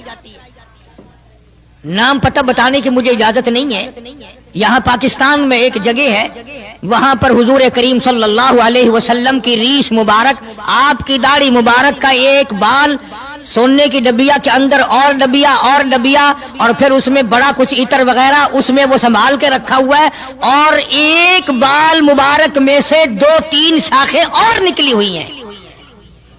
میں یہ عرض کر رہا تھا کہ جو لوگ آپ کے نالین مبارک کی بھی عزت کرتے ہوں، ان کے خود اپنے دلوں میں کتنی محبت اور عظمت ہوگی. حدیث پاک کی ایک کتاب ہے جامع ترمذی، عربی مدارس میں پڑھائی جاتی ہے. اس کتاب میں سرکار مدینہ صلی اللہ علیہ وسلم کا حلیہ نقشہ موجود ہے. تمہارے دل میں تو کبھی یہ محبت بھی نہ اٹھی کہ کم سے کم ہم کبھی کتابوں میں حالات میں سنے تو صحیح آپ کی شکل مبارک کس طرح کی تھی، رنگ مبارک کیسا تھا، انگلیاں مبارک کیسی تھی، چہرہ انور کیسا تھا؟ کتابوں میں سب کچھ موجود ہے. تم عادی بن گئے دوڑے سننے کے، غلط باتیں سننے کے، اصل بات رہی گئی. تو میں بتانا یہ چاہتا ہوں کہ جامع ترمذی کتاب جو ہے حدیث پاک کی، اس میں آپ صلی اللہ علیہ وسلم کی چپل مبارک کا نقشہ ہے، آپ کی نالین مبارک کا نقشہ ہے، یعنی سرکار دو عالم صلی اللہ علیہ وسلم کی جوتی مبارک کا نقشہ ہے. اب وہ ہے اس زمانے کی بالکل سادہ چپل ہے، پہاڑی قسم کی. تو میرے بزرگوں کا اور میرے اکابر کا، علماء دیوبند کا یہ عقیدہ ہے کہ اگر کوئی آنکھوں سے وہ نقشہ دیکھ لے، توجہ کرنا، اور دل میں یہ خیال لائے ہیں یہ بھی کوئی جتی ہے، باٹا والے اتنی اچھی بناتے ہیں، سروس والوں کی اتنی چپلیں اچھی ہیں، فلانے ملک کی اتنی اچھی ہیں، امریکہ میں یوں بنتی ہیں، ہمارے یہاں کمپنیاں یوں بناتی ہے، یہ تو کوئی خاص چپل نہیں. ہمارے بزرگوں نے لکھا ہے جس کے دل میں اتنی سی بات آئی ایمان چلا گیا. ایمان نہیں رہے گا، اس لیے کہ اس ذات کی نالین مبارک کی عزت بھی فرض ہے۔ آئی بات سمجھ میں؟ یعنی کس قدر عظمت ہے، کس قدر محبت ہے اور کس قدر تعلق ہے محمد عربی صلی اللہ علیہ وسلم کی ذات سے ان لوگوں کو۔ مولانا رشید احمد صاحب گنگوہی رحمت اللہ علیہ رمضان المبارک میں مدینے پاک سے مرید کھجوریں لا کے دے دیتے تو آپ مریدین کو کھجوریں تقسیم فرماتے اور فرماتے گٹھلیاں مجھے واپس کر دو، کھجوریں کھا کر گٹھلیاں واپس دے دو۔ حضرت کیا کرتے؟ ان گٹھلیوں کو اکٹھا کر کے ہاون دستے میں کوٹ کر صفوف بنا کر رکھ لیتے اور رمضان شریف میں جس پانی سے روزہ افطار کرتے وہ گٹھلیوں والا صفوف اس میں ملا کر پیتے کہ یہ میرے آقا کے شہر کی گٹھلیاں ہیں۔ کتنی بڑی عزت ہے۔ اس زمانے میں بجلیاں نہیں ہوتی تھی، چراغ جلتے تھے حضور کریم صلی اللہ علیہ وسلم کے گنبد خضرا پہ، جہاں ہر وقت اللہ کی رحمتیں برستی ہیں۔ اللہ ہر ایک کو زیارت نصیب فرمائے۔ 24 گھنٹے فرشتے سلام پڑھ رہے ہیں، صلات پڑھ رہے ہیں، درود پاک پڑھ رہے ہیں، چاروں طرف سے رحمت ہی رحمت برس رہی ہے۔ تو زیتون تیل جلتا تھا، کسی مرید نے حضرت کو لا کے وہ چراغ کا بچا ہوا تیل، ایک تو زیتون ویسے بکبکا ہوتا ہے، زیتون کا تیل کوئی ذائقے دار نہیں ہوتا، ویسے ہی بکبکا، اور پھر اس چراغ کا بچا ہوا جو جل چکا ہو اور بھی زیادہ بدبودار ہو جاتا ہے۔ لیکن مولانا رشید احمد گنگوہی رحمت اللہ علیہ کو جب کسی نے لا کے دیا تو حضرت نے وہ بچا ہوا چراغ کا تیل کھڑے ہو کے پیا۔ تو کسی نے پوچھا حضرت یہ کیوں؟ فرمایا تجھے کیا معلوم ہے یہ اس چراغ کا بچا ہوا تیل ہے جو کالی کملی والے صلی اللہ علیہ وسلم کے روضہ اقدس پہ جل رہا تھا۔ مولانا محمد قاسم صاحب نانوتوی رحمت اللہ علیہ کو کسی نے مدینے پاک سے رومال لا کے دیا، آپ اس کو چومنے لگے، آنکھوں سے لگانے لگے۔ تو کسی نے کہا حضرت کیا چوم رہے ہو؟ یہ تو اٹلی کا بنا ہوا رومال ہے، مدینے میں رومال تھوڑے ہی بنتے ہیں، یہ تو اٹلی کا فلاں ملک کا بنا ہوا، جرمن کا بنا ہوا رومال ہے، آپ چوم رہے ہیں اس کو؟ یہ مدینے میں تھوڑی فیکٹری کو رومالوں کی کارخانہ ہے۔ فرمایا نہیں ٹھیک ہے مجھے بھی پتا ہے بنایا جرمن والوں نے ہے، بنا اٹلی میں ہے، لیکن یہ بات تو دیکھ میں تو اس لیے چوم رہا ہوں کہ مدینے کی ہوا اس کو لگی ہے، مدینہ منورہ کی اس کو ہوا لگ گئی ہے، اس لیے میں محبت میں چوم رہا ہوں۔ عرض کرنے کا مقصد یہ کہ ان لوگوں کے دلوں میں پیار ہوتا ہے تو پیار کے اظہار کے طریقے ہوتے ہیں، محبت کبھی نہیں چھپی رہا کرتی۔ مولانا محمد قاسم صاحب نانوتوی رحمت اللہ علیہ جب مدینے پاک پہنچے کئی میل ادھر کو جوتا اتار دیا، رات کا وقت تھا، پیر زخمی ہو رہے ہیں، سواری خالی چل رہی ہے۔ کسی نے عرض کیا حضرت سواری پہ سوار ہو جاؤ، پاؤں زخمی ہو رہے ہیں۔ فرمایا مدینہ میرے آقا کا شہر ہے، سواری پہ چڑھ کر داخل ہوتے ہوئے مدینے پاک میں شرم آتی ہے، مدینے جیسے شہر میں سواری پہ چڑھ کر داخل ہوں۔ چنانچہ جتنے دنوں مدینے پاک میں رہے جوتا نہیں استعمال کیا، جوتا نہیں پہنا مدینے پاک میں رہتے ہوئے مولانا محمد قاسم نانوتوی رحمت اللہ علیہ نے۔ تو شاگردوں نے پوچھا حضرت پتھریلا علاقہ ہے، ٹھوکریں لگتی ہیں، آپ ایسا نہ کریں۔ فرمایا بھائی ڈر لگتا ہے کہیں میرا جوتے والا پیر اس جگہ پر نہ پڑ جائے جہاں میرے آقا حضرت محمد الرسول اللہ صلی اللہ تعالی علیہ وسلم کے قدم مبارک لگا۔ اتنی عظمت، اتنا پیار، اتنا ادب۔ امام مالک رحمت اللہ علیہ نے ساری عمر مدینے پاک میں گزاری، لیکن میں ذمہ داری سے کہتا ہوں 3 میل کے اندر اندر امام مالک نے کبھی پیشاب پخانہ نہیں کیا، مدینے شہر میں امام مالک نے کبھی پیشاب پخانہ نہیں کیا۔ فرماتے تھے میرے آقا کا شہر ہے مجھے شرم آتی ہے، اس کا نام عظمت ہے، اس کا نام محبت ہے۔ 2 غزلیں گا لینا یا 2-4 شعر پڑھ لینا اور نہ نماز پڑھنا، نہ روزے رکھنا، نہ قرآن کی تلاوت کرنا، نہ درود شریف کا ورد کرنا اور نہ صحابہ کرام کا ذکر خیر کرنا، یہ محبت کا معیار تمہیں بتایا کس نے ہے؟ تمہیں شکلوں سے پتہ نہیں چلتا کہ یہ حضور کریم صلی اللہ علیہ وسلم کا محبت کرنے والا یا نہیں کرنے والا؟ کیسے محبت کا معیار اپنا سکتے ہیں وہ لوگ، چرس پینے والے، فیم کھانے والے، بھنگ پینے والے، کتوں سے ہر وقت کھیلنے والے، وہ کبھی آقا دو عالم صلی اللہ علیہ وسلم کے خادم ہو ہی نہیں سکتے۔ مولانا محمد قاسم صاحب نانوتوی رحمت اللہ علیہ صحابہ صفہ کے چبوترے تک جاتے ہیں، سلام کے لیے جاتے ہیں، لیکن صحابہ کرام صفہ رضی اللہ تعالیٰ عنہم اجمعین کے چبوترے کے قریب سے رو کر واپس آ جاتے ہیں۔ شاگردوں نے پوچھا حضرت آگے کیوں نہیں تشریف لے جاتے؟ فرمایا بھائی گھبراہٹ ہوتی ہے، شہنشاہ کا دربار ہے، शहंशाह कायनात का दरबार है, मुझे डर लगता है आगे जाते हुए, शर्म आती है। कई दिनों के बाद माजा शरीफ तक गए, जालियों के करीब तक गए और वहां जाकर के सलाम अर्ज किया तो मौलाना मोहम्मद कासिम साहब नानोतवी रहमतुल्लाह अलैह हंसते हुए वापस तशरीफ लाए। किसी ने पूछ लिया, अल्लाह वाले कई दिनों से तो देखा रोते हुए वापस आया करते थे, आज मुस्कुराते हुए आए हो? फरमाया अल्हम्दुलिल्लाह, काम बन गया, काम बन गया। उस किसी ने पूछ लिया, क्या काम बन गया? फरमाने लगे, तुम्हें क्या मालूम है, मेरे आका का मुझ पे इतना करम था,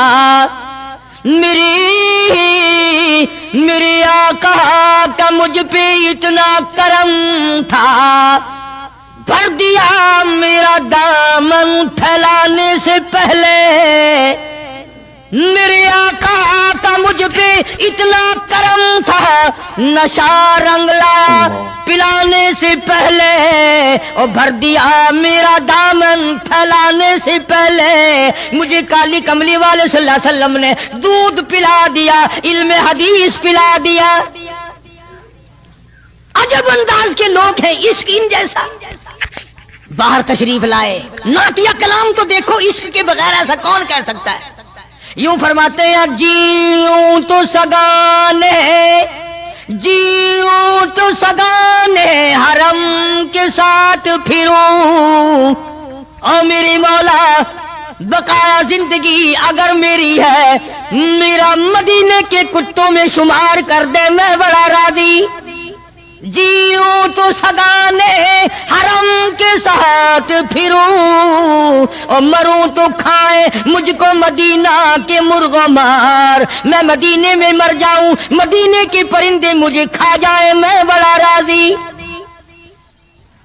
क्या अंदाज है इन लोगों का। और एक बड़े अजीम बुजुर्ग इसी जमाने के हैं, मौलाना महमूदुल हसन साहब शेखुल हिंद साहब का रहमतुल्लाह अलैह। बड़े बड़े अजीब लोग थे। कलाम तो इन लोगों का हक था ना, जो हर वक्त नबी सल्लल्लाहु अलैहि वसल्लम की याद में मगन रहते थे, इसी लगन में लगे रहते थे, इसी सोजो गुदाद में, इसी मोहब्बत में हर वक्त रहते थे। मौलाना शेखुल हिंद रहमतुल्लाह अलैह जन्नत को खिताब करके कहते हैं, फरमाते हैं, ओ जन्नत, मैंने माना कि तुझ में हूरो कुसूर रहते हैं, ओ जन्नत, मैंने माना कि तुझ में हूरो कुसूर रहते हैं, और ये भी मैंने माना कि जरूर रहते हैं।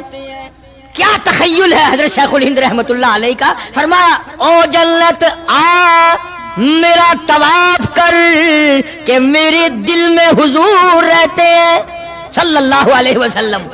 बड़ी अजीब बात कही। और जन्नत तेरी सारी नियामतें, तेरे सोने के मकानात, तेरी चांदी की ईंटें, तेरे मुश्को अंबर से बने हुए गारे के महलात, तेरी नहरें, तेरी हूरें, तेरे कसूर, तमाम नियामतें, आओ सारी मेरे तवाफ करो, इसलिए कि मेरे दिल में काली कमली वाले बसे हुए सल्लल्लाहु अलैहि वसल्लम। अर्ज करने का मकसद ये कि ये लोग थे जो नबी की हर चीज से प्यार करते थे, रंग से, रूप से, शहर से, हालात से, दरो दीवार से, सारी चीजों से। अल्लाह जिसको नसीब कर दे, ये हर एक को थोड़ा ही होता है। मौलाना काजी एहसान अहमद साहब शुजाबादी रहमतुल्लाह अलैह फरमाते थे, उस जमाने में अरब में गुर्बत थी, न सोना था न पेट्रोल था, गरीब हालात थे वहां के। फरमाते हमने खाना खाया और खाना खाकर हमने एक हड्डी चूस कर फेंकी तो एक अरबी एक देहाती का बच्चा खड़ा हुआ था, वो उस हड्डी को उठाकर चूसने लगा।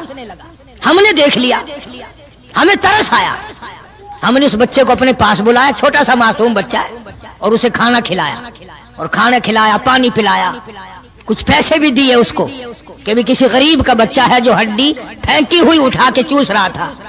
इसके बाद हमने उस बच्चे से कहा, या यूं सभी के ओ बच्चे, हमारे साथ हमारे मुल्क चल, तुझे खिलावेंगे भी, पिलावेंगे भी, कपड़े भी देंगे, तेरी शादी भी करेंगे, तुझे सब कुछ देंगे, मकान भी देंगे, सब इंतजाम करेंगे तेरा। उन्होंने कहा सब कुछ करोगे? कि हाँ सब कुछ देंगे, सारी चीजें मुझे खिला पिला करोगे? कि सब कुछ खिलाया पिलाया करेंगे। कपड़े भी खूब दोगे? कि हाँ कपड़े भी खूब देंगे। मकान भी दोगे? कि हाँ मकान भी दे देंगे। अल्लाहु अकबर। मासूम बच्चा गुंबद खिदरा की तरफ इशारा करके कहने लगा, क्या तुम्हारे मुल्क में ये भी है? तुम्हारे मुल्क में ये भी है? قاری صاحب فرماتے تھے میری چیخ نکل گئی کہ اور سب کچھ ہے یہ نہیں. چھوٹا سا معصوم بچہ کسی دیہاتی کا بھوکا رو کے کہنے لگا تمہاری پھینکی ہوئی ہڈیاں چوسنا اٹھا کر کھانا منظور ہے, اس گنبد خضرا سے بے وفائی نہیں کروں گا, یہی رہوں گا, جاؤں گا نہیں. عرض کرنے کا مقصد یہ جب تعلق ہو جائے اور کھانا کیا, پینا کیا, ٹور کیا, بنگلہ کیا, کوٹھی کیا, کوئی چیز سمجھ میں نہیں آتی. پھر اس لیے اللہ کے قرآن نے اعلان کر دیا وَمِنَ النَّاسِ مَن يَشْرِي نَفْسَهُ ابْتِغَاءَ مَرْضَاتِ اللَّهِ. اللہ تعالیٰ خود اعلان کرتا ہے بعض لوگ وہ ہیں جنہوں نے میرے ساتھ کاروبار کیا, جنہوں نے معاملہ کیا, جنہوں نے میرے ساتھ دھندا کیا, لین دین کیا. من یشری نفسہ ابتغاء مرضات اللہ. کچھ لوگ ایسے ہیں, اللہ پاک قرآن میں اعلان کرتا ہے کچھ لوگ ایسے ہیں جنہوں نے میرے ساتھ کاروبار کیا, خرید و فروخت کی, حالات یہ بنائے, میری رضا خرید لی, اپنی جان میرے حوالے کر دی, میری خوشنودی خرید لی, میری رضا مول لے لی, میری اطاعت مول لے لی, میری ذات اپنے لیے وقف کر لی. نفسہ ابتغاء مرضات اللہ واللہ رؤوف بالعباد. ایسے لوگوں کے لیے میری شفقتیں ہیں, ایسے لوگوں کے لیے میری مہربانیاں ہیں, ایسے لوگوں کے لیے میرا لطف اور کرم ہے, میری عطا اور بندہ نوازی ایسے لوگوں کے لیے ہیں جو میری ساتھ کاروبار کریں. جان مجھ ہے تو میری دی ہوئی لیکن وہ میرے حوالے کر دیں, میں جب اسلام ایمان قرآن کے لیے چاہوں ان کی جان کو لے کر استعمال کر سکتا ہوں. اور آگے قرآن کریم نے جو بات فرمائی وہ بڑی عجیب ہے. فرمایا یا ایھا الذین آمنوا ادخلوا فی السلم کافہ. او ایمان والو, کلمہ پڑھنے والو, نبی کی زبان پر یقین کرنے والو, قبر اور قیامت پہ یقین کرنے والو, موت کا یقین کرنے والو, آخرت پہ ایمان رکھنے والو, آؤ ادخلوا فی السلم کافہ, اسلام میں پورے پورے داخل ہو جاؤ. یعنی یہ نہیں کہ دل میں تیرے اسلام ہے اور شکل تیری اسلام سے باہر ہے, یہ نہیں کہ دل میں اسلام ہے اور کپڑوں میں نہیں, دل میں اسلام ہے اور پیروں میں نہیں اور ہاتھ میں نہیں, اعمال میں نہیں, نظام میں نہیں, تو یہ بات غلط ہے. کافہ پورے پورے داخل ہو جاؤ اسلام میں مرنے سے پہلے پہلے. یہ نہیں ہے کہ دل میں تو محبت رکھو حضور کریم صلی اللہ علیہ وسلم کی اور تعلق, اور ویسے رکھو جی انگریز بہت اچھے ہیں جی, کیا کہنا انگریزوں کا, یہودی بہت اچھے ہیں, بہت اچھے ہیں, دنیا میں بڑے ترقی یافتہ ہیں. جی یہودیوں کی ریس کون کر سکتا ہے؟ خدا اس بات سے ناراض ہے. فرمایا ارے یہودی کیا کریں گے, سینکڑوں ہزاروں یہودی مل کر, کروڑوں یہودی مل کر نعوذ باللہ میرے بلال کی پیر کی اڑی ہوئی خاک کا مقابلہ نہیں کر سکتے. رہی بات دیانت و امانت کی کہ صاحب انگریز بڑی دیانت سے کام لیتے ہیں, یہ تو ہماری غلطی ہے, اسلام کی غلطی تھوڑی ہے. یہ اسلام نے تھوڑی سکھایا کہ منہ میں اللہ اللہ کرو اور دل میں کچھ اور بسا کر کے رکھو, یہ بات تو قرآن نے نہیں سکھائی. فرمایا ادخلوا فی السلم کافہ, اسلام میں پورے پورے آ جاؤ, سر سے لے کر پیروں تک اسلام کو نافذ کرو, اپنے گھروں کو مسلمان والا گھر بناؤ, اپنے کاروباری ادارے کو, دکان کو اسلام والی بناؤ. یہ نہیں کہ بازار اور چیز ہے, قرآن اور چیز ہے. یہ بات اجازت نہیں دیتا اسلام کہ مسجد میں آ کر کے نماز پڑھنا, اللہ اللہ کرنا اور دکان پہ بیٹھ کے ٹھگی مارنا, فریب کرنا, جھوٹ بولنا, قطعی اجازت نہیں دیتا اسلام. ہر میدان کے لیے اسلام پکڑتا ہے, اس کی غلامی کرتے ہوئے چلنا پڑے گا. اگر اس کی غلامی نہ ہوئی تو بات بگڑے گی, اور یعنی اصل تو یہی بگڑے گی, یعنی بگڑے گی تو آگے جا کر کے بگڑے گی. اور ہزاروں کی بگڑتی دیکھی, دنیا ہی میں ہزاروں کی بگڑتی دیکھی. اس لیے مجذوب نے بڑا بر وقت ٹوکا, اور مجذوب بڑا جھنجھوڑتا ہے, کہتا کہ تجھے کیا معلوم ہے, یہ تو آخری وقت میں جا کر کے پتہ چلے گا کمائی کیا کرتا رہا. فرمایا دو دل کی زندگی پہ نہ اتنا اچھل کے چل, دو دل کی زندگی پہ نہ اتنا اچھل کے چل, یہ راستہ ہی چل چلاؤ کا ہے, ذرا سنبھل کے چل. جوانی سب پہ آئی ہے, ہر ایک نے جوانی کو گزار دیا. نوجوانوں فخر نہ کرو, آج اگر تم مسجد میں نہیں آتے تو تمہارا کیا خیال ہے, تم نہیں آتے بلکہ وہ رب العالمین تمہیں اپنے دروازے پہ آنے نہیں دیتا. تم اس قابل نہیں کہ خدا کے دربار میں آ کے سر جھکاؤ. ساری چیزیں ہم محمد عربی صلی اللہ علیہ وسلم کی جتنی ہیں، خاندان سے بھی پیار کرنا پڑے گا اور آپ کے در و دیوار سے بھی اور ہر چیز سے محبت کرنی پڑے گی. اکابر کا یہی طریقہ رہا ہے. شیخ العرب والعجم حضرت مولانا سید حسین احمد صاحب مدنی رحمت اللہ علیہ دیوبند شہر میں اپنے آستانے پہ بیٹھے ہیں. بمبئی کا ایک سیٹھ آدمی مرید ہونے کے لیے آیا سفر کر کے اور سلام کر کے واپس ہونے لگا. تو کسی نے یہ حضرت نے پوچھ لیا بھی کیا بات ہے؟ کہا جی میں بمبئی سے مولانا مدنی کا مرید ہونے کے لیے آیا تھا. انہوں نے کہا پھر؟ کہ میرا تو دل بگڑ گیا. انہوں نے کہا کیوں؟ کہ اس لیے کہ مولوی صاحب کی گود میں بلی بیٹھی ہے، بلی سے کھیل رہے ہیں مولوی صاحب، کبھی اس کو پیار کرتے ہیں، کبھی اس کو ادھر بٹھاتے ہیں، کبھی اس کو کھلاتے ہیں، کبھی کھلاتے ہیں. یہ چھتر ہے جو بلیوں سے کھیل رہا ہے، بلیوں میں لگا ہوا ہے. تعریف سنی تھی. اللہ اکبر. شیخ مدنی رحمت اللہ علیہ نے فرمایا تجھے یہ معلوم ہونا چاہیے میں اس سال یہ بلی بھی مدینے سے لایا ہوں، میں اس لیے اس سے محبت کرتا ہوں، میں اس کو وہیں سے لایا ہوں اور اس کے پیر مسجد نبوی میں لگے ہوئے ہیں. تو ہر آدمی ان چیزوں کو کے اندر غور نہیں کر سکتا، نہ سمجھ سکتا ہے. اسی طرح سے خدا کے قرآن سے بڑا پیار ہونا چاہیے کہ یہ اللہ کا کلام ہے اور محمد عربی صلی اللہ علیہ وسلم کا ساری زندگی کا تلاوت کردہ کلام ہے. میں بات کر رہا تھا صحابہ کرام کی کہ اللہ پاک نے ان کو اتنی عظمتیں عطا فرمائی کہ یہ نبی کے ساتھ ہو کر کے بھوکے رہے، پیاسے رہے، تنگ دستیاں اٹھائیں، فاقہ مستی گزاری، پریشانیاں جھیلی، لیکن ایک دن بھی اپنے نبی کو شکوے کا موقع نہیں دیا. آج کون ایسا کر سکتا ہے؟ کس کی مجال ہے کہ ان لوگوں کی ریس کرے؟ یوں لکھا کتابوں میں کہ ایک آدمی کے گھر بکرے کی سری آئی، کسی نے ہدیہ بھیجا دوست نے. انہوں نے کہا بھائی ہم نے تو شام بھی روٹی کھائی پکائی تھی، اس برابر والے گھر میں کل سے دھواں نہیں نکلا، ان کے یہاں پہنچا دو. انہوں نے ان کے یہاں پہنچا دی برابر والے گھر میں. برابر والے کہتے ہیں ہم نے تو کل صبح کھائی تھی، ہم تو کل صبح کے کھائے ہوئے ہی ہیں، 2 وقت کا فاقہ گزرا، اس برابر والے گھر میں پرسوں سے دھواں نہیں نکلا. وہ بکرے کی سری اس گھر میں پہنچا دی، حتیٰ کہ یہ بکری کی سری چلتی چلتی 7 گھروں میں پھر گئی اور ہیں سارے ضرورت مند، حاجت مند سارے ہیں، لیکن نبی کریم صلی اللہ علیہ وسلم کے فرمان پہ عمل کرنے والے اتنے زیادہ ہیں کہ اپنے پیٹ کو اپنے تن کو پیچھے کرتے ہیں اور برابر والے کے آگے آگے کرتے ہیں. وہ سری بکری کی گھومتی گھومتی پھر اس پہلے گھر میں ہی آ گئی. ارے اس سے بڑھ کر ان لوگوں کی مثال کون قائم کرے گا کہ جنگ میں ایک صحابی زخمی ہے اور بڑا زیادہ زخم کھائے ہوئے پڑا ہے اور کسی کے ہاتھ اطلاع بھیجی کہ میرے بھائی کو کہنا اگر میری زندگی تک آ سکے جلدی مجھے 2 گھونٹ پانی کا پلا جائے، بڑی سخت پیاس لگی ہے. اطلاع ملنے پر وہ پانی لے کے دوڑا اور یہ پیاسا ہے، آخری وقت ہے، پانی کے لیے پانی پیالے میں ڈالا. برابر میں بھی ایک اور آدمی زخمی پڑا تھا، صحابی ہے حضور کریم صلی اللہ علیہ وسلم کا. اس نے بھی آواز دے دی بھئی اپنا بھی آخری وقت ہے بھائی، اگر 2 گھونٹ زیادہ ہو تو ہمیں بھی دے دینا، ہم بھی اپنا حلق گیلا کر لیں گے. وہ پہلے والا کہتا ہے جس نے منگوایا تھا، انہوں نے کہا میرا اللہ مالک ہے پہلے اس کو پلا، میرا اللہ مالک ہے پہلے اس کو پلا. جب اس کے پاس گیا تو تیسرے نے آواز دے دی بھئی 2-4 قطرے بقایا ہو تو ہمیں بھی دے دینا بھائی. اس نے دوسرے کی طرف اشارہ کر دیا کہ پہلے اس کو پلا. تیسرے کی طرف گیا تو چوتھے نے آواز دے دی اور جب چوتھے تک پہنچا وہ اللہ کے یہاں جا چکا تھا. خدا کی قسم یہ واقعات بنائے کسی نے نہیں. ارے محبت تو اس کو کہتے ہیں. چاروں کے چاروں حوض کوثر پہ تو پہنچ گئے مگر پانی کسی نے نہ پیا.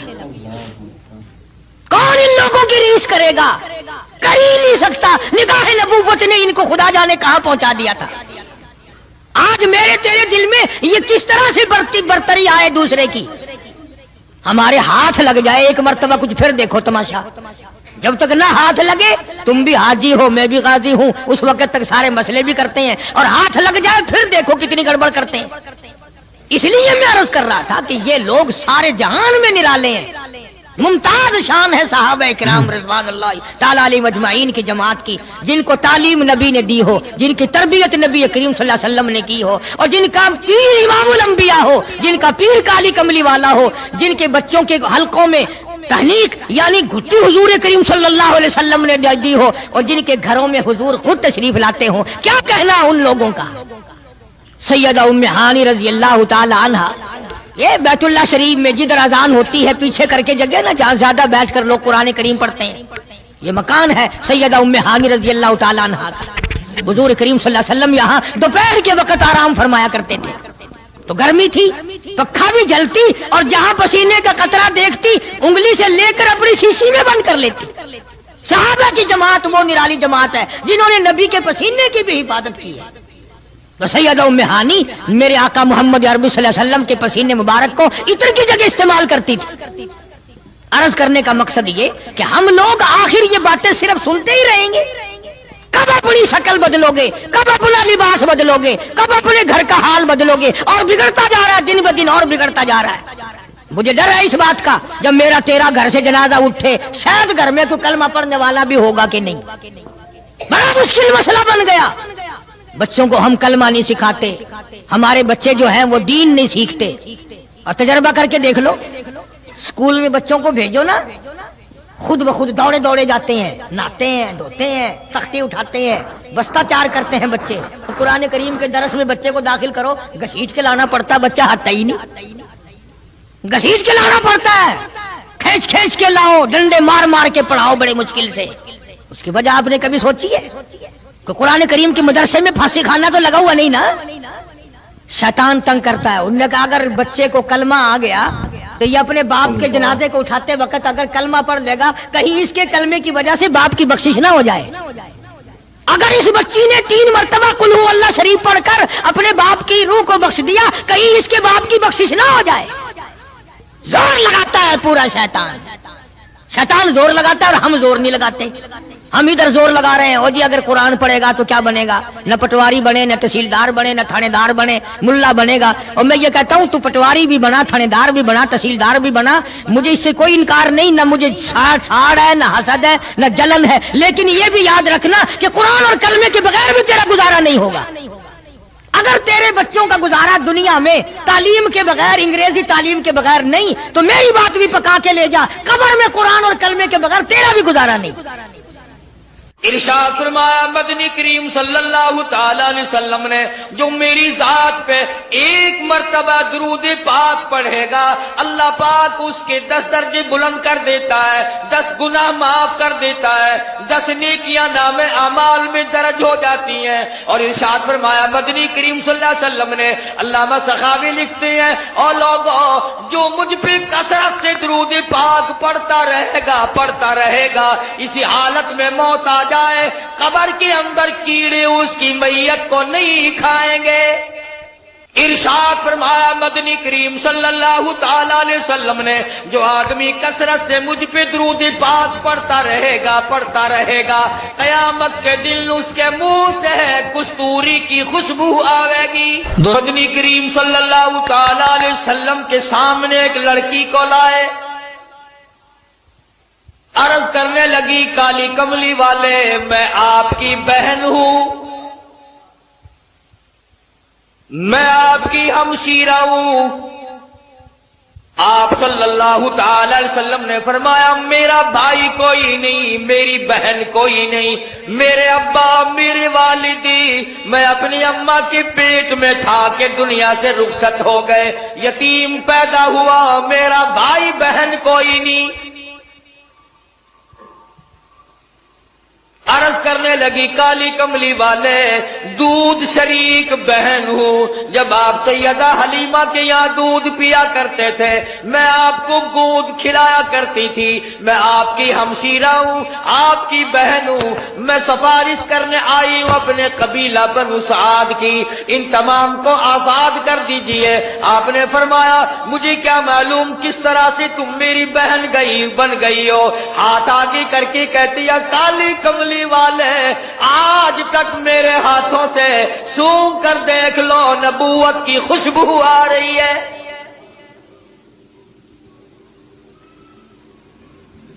میں گود میں کھلایا کرتی تھی، میں آپ کو سنبھالا کرتی تھی، آج تک میرے ہاتھوں سے نبوت کی خوشبو آتی جاتی ہے۔ اور ایک اور نشانی آپ کو دکھا دوں، اس میں نشان موجود ہے۔ آپ میری گود میں تھے، بڑی تھوڑی سی عمر تھی، میں نے شرک کی بات کوئی زبان سے نکالی، آپ نے میرے کندھے میں چک مار دیا۔ مجھ نبی کو گود میں لے کر شرک کی بات کیسے کر سکتی ہو؟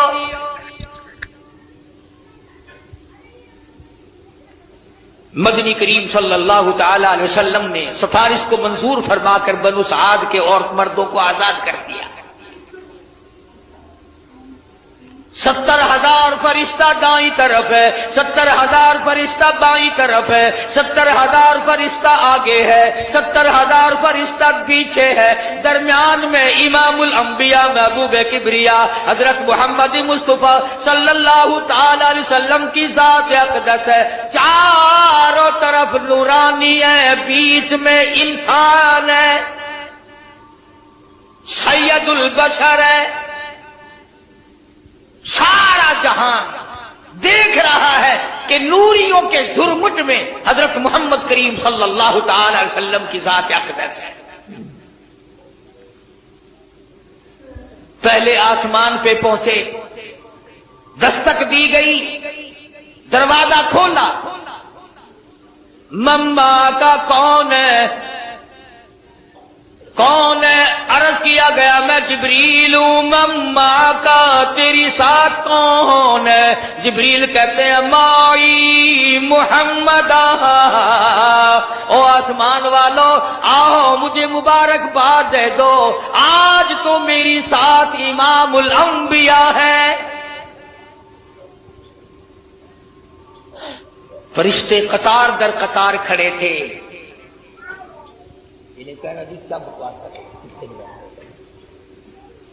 میں عرض کر رہا تھا کہ حضرت محمد الرسول اللہ صلی اللہ تعالی علیہ وسلم کی ذات فرشتوں کے جھرمٹ میں، نورانیوں کے جھرمٹ میں، حوروں غلمان کی تبسم اور مسکراہٹوں میں سامنے پہلے آسمان پر تشریف لے گئے۔ سارے فرشتے استقبال میں کھڑے ہیں، دیدار کے لیے مشتاق ہیں۔ سیدنا آدم علیہ السلام سے یہاں بھی ملاقات ہوئی، فرمایا یا مرحبا یا ابن صالح، او میرے بیٹے مبارک ہو، میں بھی تجھ پر فخر کرتا ہوں کہ میری اولاد میں سے اللہ پاک نے آپ کو پیدا فرمایا صلی اللہ علیہ وسلم۔ دوسرے آسمان پہ، تیسرے آسمان پہ استقبال ہوتا جاتا ہے، دیدار کے مشتاق فرشتے دیدار کرتے جاتے ہیں، قربان ہوتے جاتے ہیں، جدھر سے گزرو سلام ہے، جدھر سے گزرو درود ہے۔ فرشتے درود پڑھتے ہیں، سلام پڑھتے ہیں، ان اللہ، تحقیق میں خدا، میں پروردگار، و ملائکہ، اور میرے فرشتے، یصلون علی النبی، مدنی کریم صلی اللہ علیہ وسلم کی ذات پہ درود پاک پڑھتے ہیں۔ یا ایھا الذین آمنو، او ایمان والو تم بھی درود و سلام پڑھا کرو۔ ارشاد فرمایا مدنی کریم صلی اللہ تعالی علیہ وسلم نے، جو میری ذات پہ ایک مرتبہ درود پاک پڑھے گا، اللہ پاک اس کے 10 درجے بلند کر دیتا ہے، 10 گناہ معاف کر دیتا ہے، 10 نیکیاں نام اعمال میں درج ہو جاتی ہیں۔ اور ارشاد فرمایا مدنی کریم صلی اللہ علیہ وسلم نے، علامہ سخاوی لکھتے ہیں، اور لوگوں جو مجھ پہ کثرت سے درود پاک پڑھتا رہے گا، اسی حالت میں موت آ جائے، قبر کے اندر کیڑے اس کی میت کو نہیں کھائیں گے۔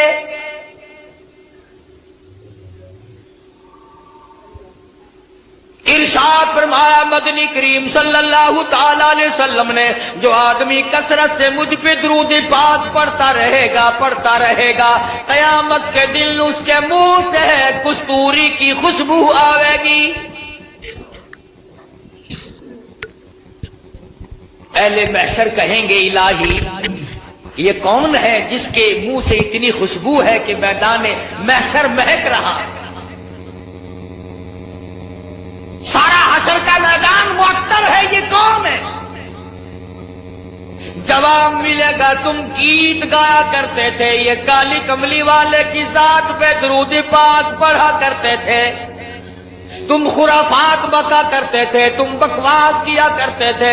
ये अपने महबूब हजरत मोहम्मदुर रसूलुल्लाह सल्लल्लाहु ताला अलैहि वसल्लम की जात अक़दस पे इस कदर दुरूद शरीफ पढ़ा करते थे कि रात को सो जाते थे, उठते वक्त भी चलते फिरते भी दुरूद पाक पढ़ा करते थे। मैं खुदा ने आज दुरूद शरीफ की बरकत से इनके मुंह में है कस्तूरी की खुशबू रख दी।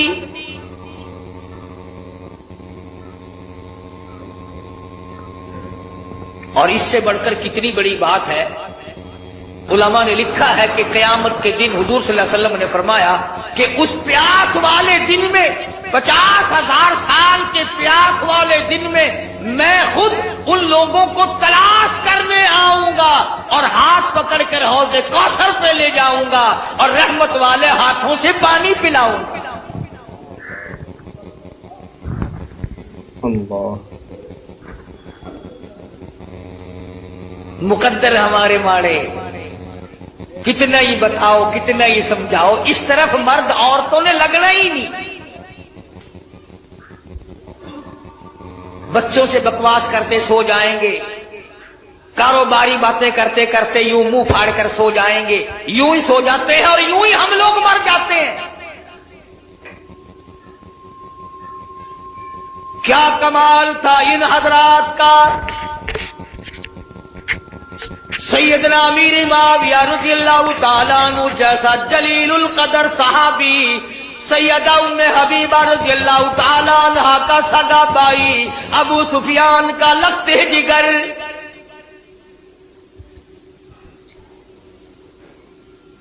जिस घर की औरतों का ये आलम है, जिस घर की औरतों के अकीदे का ये हाल है, अबू सुफियान अभी ईमान नहीं लाए थे, मदीने पाक में अपनी बेटी सैयदा उम्मे हबीबा रज़ियल्लाहु ताला अन्हा से मुलाकात के लिए आए, बेटी से मिलने के लिए आए। जब हुजरे मुबारक के करीब आए, और लोगों और बिल्डिंग कोठियों बंगलों पे रात दिन मरने वालों, कभी तो सीरत की किताबें उठा कर देखो, शहंशाह कायनात की क्या जिंदगी थी।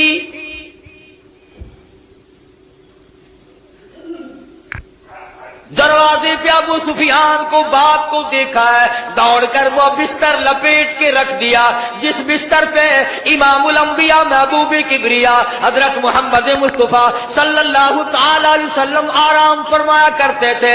अबू सुफियान ने देख लिया, कहने लगा बेटी बेअदब हो गई हो, गुस्ताख बन गई हो। अब्बा नहीं, लोग अपने अब्बा के लिए बिस्तर बिछाया करते हैं, तुमने लपेट के रख दिया।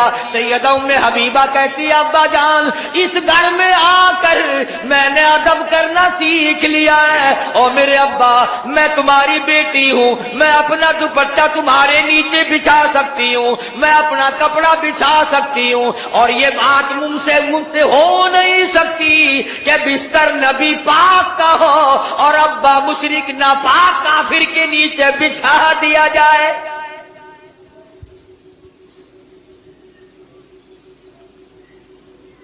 जिस घर की औरतों का ये अकीदा हो, मर्दों का क्या हाल होगा।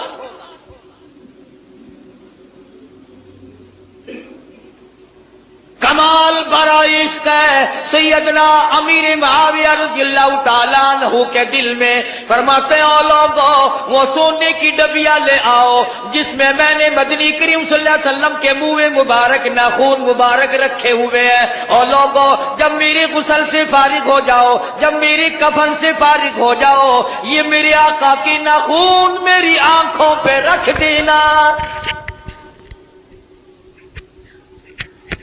सहाबा का अकीदा देखो, सहाबा का ईमान देखो।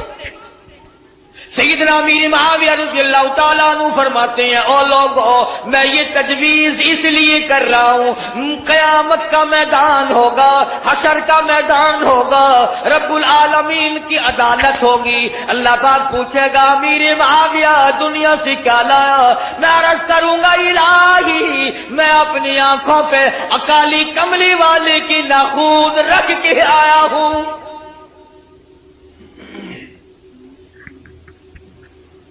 اور ہمارے علماء دیوبند کے عقیدے کے بارے میں کئی لوگ شک ڈال دیا کرتے ہیں، او میاں تو کو پتہ نہیں یہ اتو منیندل وچوں نہیں منیندے، اندازہ لا اسا ایڈے کملے تھی گئے ہیں اپنے وچ نہ کو بڑھن دینے، انہوں نے ساڈے وچ وڑ کے بھی دیکھ لیا، کون ہے جو ہمارے اندر بڑھ سکتا ہے؟ ایک ایسا رومال سنو، ایک ایسا رومال جس رومال میں محمد عربی صلی اللہ تعالی علیہ وسلم کا چوغا مبارک آپ کی پہنا ہوا استعمال کردہ کپڑا، جس رومال میں 1000 سال تک لپٹا رہا، وہ رومال ہمارے دارالعلوم دیوبند کے خزانے میں سونے کی ڈبیا میں رکھا ہوا ہے۔ یعنی حضور کے کپڑے کی تو برکت جو تھی سو تھی، جو حضور کے کپڑے کو کپڑا لگ گیا ہم تو اس کا بھی اکرام کرتے ہیں، مگر یہ نہیں کہ چل پڑے مانگنے کے لیے یہ حضرت علی کا پنجہ ہے، یہ حضرت حسین کی پگڑی ہے، یہ حضرت حسن کا تیر ہے، یہ امام زین العابدین کا گھوڑا ہے۔ تمہارے پاس کہاں سے آ گئی ہے؟ جھوٹ کے پیچھے لگتے ہو، بکواس کے پیچھے لگتے ہو۔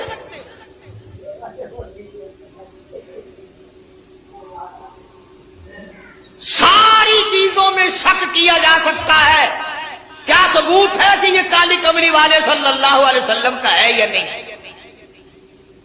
ایمانداری سے بتاؤ، مسجد میں بیٹھے ہو، وضو کے ساتھ بیٹھے ہو، یہ الحمد سے لے کر والناس تک سارے قرآن میں شبہ ہے کہ یہ اللہ کا کلام شاید ہے یا نہیں؟ اللہ پاک نے نازل فرمایا، جبریل امین لے کر آئے، مدنی کریم صلی اللہ علیہ وسلم پہ نازل ہوا، حضور صلی اللہ علیہ وسلم نے 30 برس تک رات دن اس قرآن پاک کی تلاوت کی۔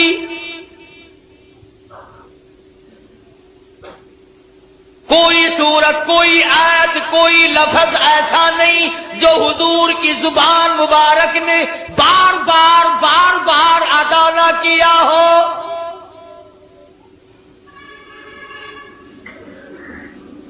فرض نمازوں میں حضور نے یہی قرآن پڑھا، تہجد کی نمازوں میں پڑھا، اوابین کی نمازوں میں پڑھا، بیٹھ کے تلاوت فرمائی، کھڑے ہو کر تلاوت فرمائی، رات کو تلاوت فرمائی، دن کو تلاوت فرمائی۔ امن ہوا قانت آناء اللیل،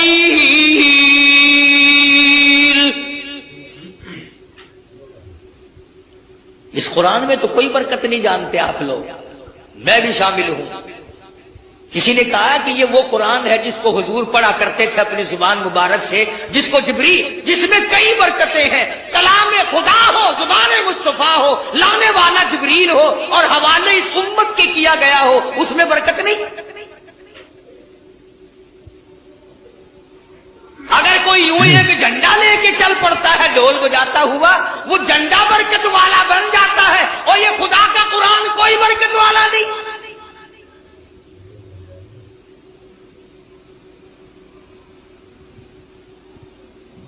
آج ہی صبح کتاب میں پڑھ رہے تھے کہ ایک آیت قرآن کی سیکھنا 100 رکعت نفلوں سے بہتر ہے، ایک دین کا مسئلہ سیکھنا 1000 رکعت نفلوں سے بہتر ہے۔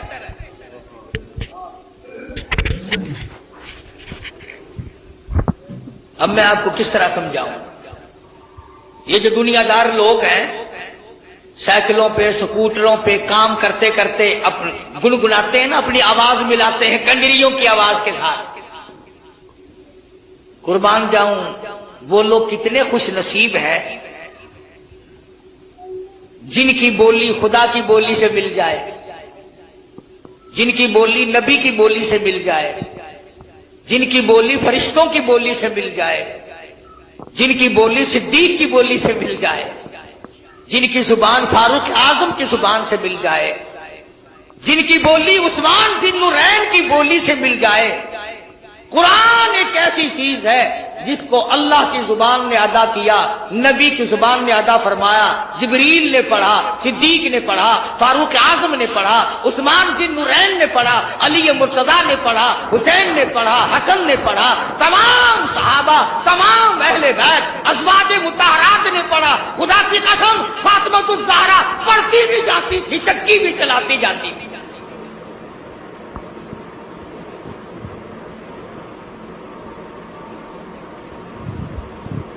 سیدہ رقیہ رضی اللہ تعالیٰ عنہا کی بولی سے اگر بولی ملانی ہو قرآن پڑھو۔ سیدہ زینب رضی اللہ تعالیٰ عنہا کی بولی سے بولی ملانی ہو قرآن کریم پڑھو۔ سیدہ خدیجہ، سیدہ عائشہ صدیقہ، سیدہ حفصہ، ام حبیبہ، ام سلمہ، سیدہ میمونہ جویریہ، تمام ازواج مطہرات، نبی کی 6 پھوپھیوں کی 7 بولی ملانی ہو تو قرآن پڑھو۔ 1,29,000 صحابہ سے اگر بولی ملانی ہو تو قرآن پڑھو۔ علامہ سید عبد القادر جیلانی سے اپنی بولی ملانی ہو تو قرآن پڑھو۔ اس پر اعتقاد نہیں جمتا۔ یہ بات میں نے اس لیے ذرا لمبی کی، اگلی بات سمجھانا چاہتا ہوں۔ جب چھٹے آسمان پہ گئے، تشریف لے گئے، تو حضور صلی اللہ علیہ وسلم فرماتے ہیں میں نے ایک درخت دیکھا جس کے نیچے ایک بوڑھے بزرگ چھوٹے چھوٹے بچوں کو قرآن کریم پڑھا رہے ہیں۔ چھوٹے چھوٹے بچوں کو قرآن کریم پڑھا رہے ہیں ایک بزرگ آسمانوں پہ۔ حضور صلی اللہ علیہ وسلم فرماتے ہیں میں نے پوچھا یہ کون ہے اور یہ یہاں مدرسہ کیسا ہے؟ یہ چھٹے آسمان پہ مدرسہ کیسا؟ یہ جواب ملا کالی کملی والے، بعض بچے نے ایک سپارہ پڑھا موت آ گئی،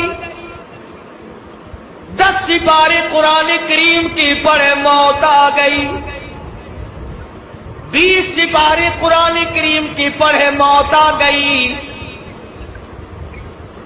والدین کا پورا قرآن کریم پڑھانے کا پروگرام تھا، استاد کا پورا کرانے کا پروگرام تھا، بچے کا دل پورا قرآن کریم پڑھنے کے لیے تھا، موت نے وقت نہ دیا۔ اللہ پاک نے فرما دیا اور میرے محبوب کی امتیوں کے بچوں آؤ، تم نے قرآن کریم پڑھنا شروع فرض پہ کیا تھا، آؤ اس کو مکمل اور ختم عرض پہ کر لو۔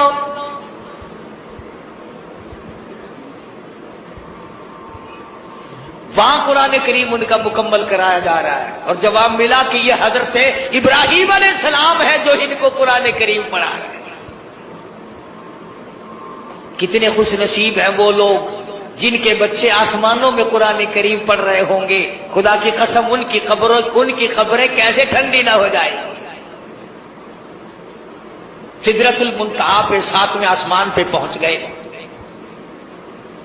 جبریل امین کو دیکھا کہ وہ ٹھہرتے ہیں، ساتھ نہیں چلتے، فرمایا آؤ نا آگے چلو میری ساتھ آؤ۔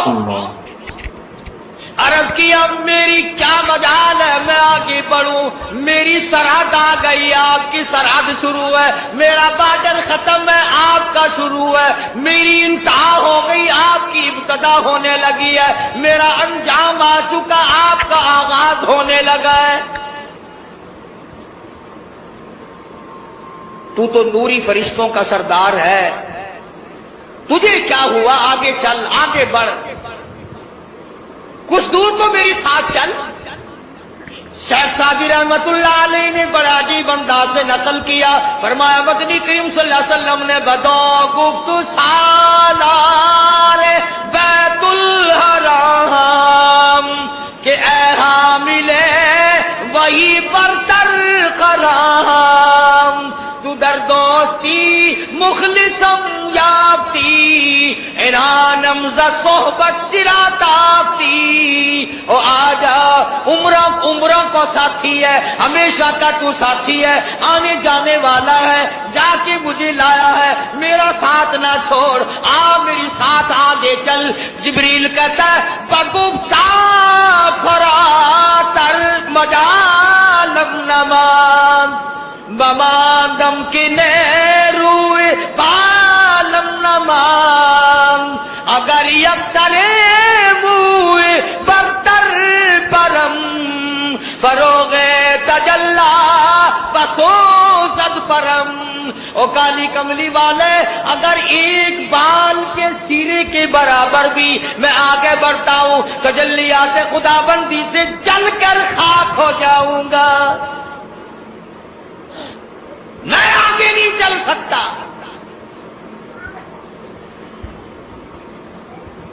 اندازہ لگاؤ مسئلے حل ہو رہے ہیں معراج والی رات میں۔ کو لکھ بھیجا ابو بکر کے یہاں اس سے کم آٹے میں گزارا ہو سکتا ہے، اتنا آٹا کم کر دیا جائے۔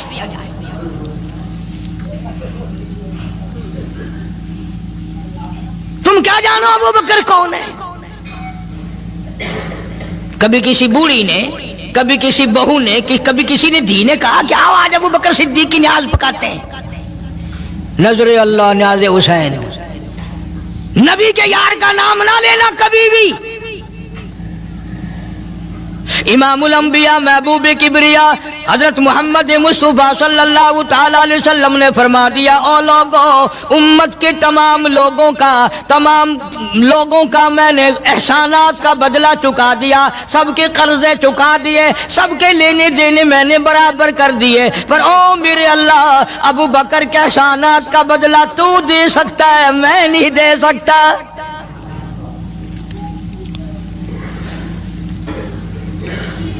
سارا گھرانہ بڑا عجیب ہے، گھر کا گھر بڑا عجیب ہے۔ ہجرت فرما کر تشریف لے گئے نبی کریم سب کا جو صلی اللہ علیہ وسلم کی ذات اقدس کے ساتھ تشریف لے گئے۔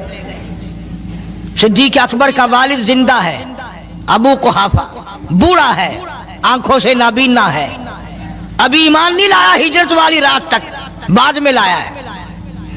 لاٹھی کے سہارے گھر آیا، پتہ تو چل گیا نا کہ رات چلا گیا نبی کے ساتھ میرا بیٹا، اور آ کے پوتیوں کو کہنے لگا، کیوں اسما جی دادا جان، میرا تو اپنا خیال یہ ہے کوئی ٹیڈی، کوئی پیسہ، کوئی کپڑا، کوئی غلہ تمہارے لیے نہیں چھوڑ کے گیا ہوگا۔ باوجود کافر ہوتے ہوئے اس وقت تک ابو بکر کا والد مسلمان نہیں، لیکن جانتا ہے کہ میرے بیٹے کو نبی کی اتنی محبت ہے، وہ اتنا قربان ہے، وہ اتنا پروانہ ہے اور اس قدر جانثار ہے، کوئی شے گھر میں نہیں چھوڑ کے گیا ہوگا۔ سیدہ اسماء رضی اللہ تعالی عنہا، چھوٹی سی بچی ہے صدیق اکبر کی، کہتی ہے کہ میں نے ایک ہیلا بنایا، ہمارے یہاں دیوار میں ایک آلہ سا میرے والد نے بنا رکھا تھا، اس میں پیسے رکھتے تھے، تو میں نے وہاں یہ مٹی کے ٹوٹے ہوئے برتنوں کے ٹھپ ڈال دیے اور اوپر کپڑا ڈال دیا، اور میں نے اپنے دادا سے کہا، نہیں دادا جان، اب کے تو ابا جی نے حد کر دی، بہت سارا مال ہمارے لیے چھوڑ کے گئے ہیں۔ انہوں نے کہا بیٹی میرا یقین نہیں پڑتا، وہ نبی کے بغیر ایک پیسہ تو کیا وہ اپنی جان پیچھے رکھنے کو تیار نہیں۔ انہوں نے کہا نہیں دادا ذرا آؤ تو صحیح۔ کہتی ہیں کہ میں نے اپنے دادا کا یوں ہاتھ پکڑ کے، دکھتا تو تھا نہیں، اس کپڑے کے اوپر پھیر دیا کہ دیکھیے یہ آلہ ہے نا، یہ تاک ڈالا کہ سب بھرا پڑا ہے۔ یہ کہنے لگا اچھا بہت اچھا کیا، تمہارا گزارا ہو جائے گا، مجھے بڑا فکر تھا، مجھے بہت پریشانی تھی، اب میں بے فکرہ ہو گیا کہ تمہارے لیے تمہارا ابا کھانے پینے کے لیے تو چھوڑ گیا۔ سیدہ اسماء کہتی ہیں حالانکہ جس وقت میں نے یہ کارروائی کر کے دکھائی ہم 2 دن کے بھوکے تھے۔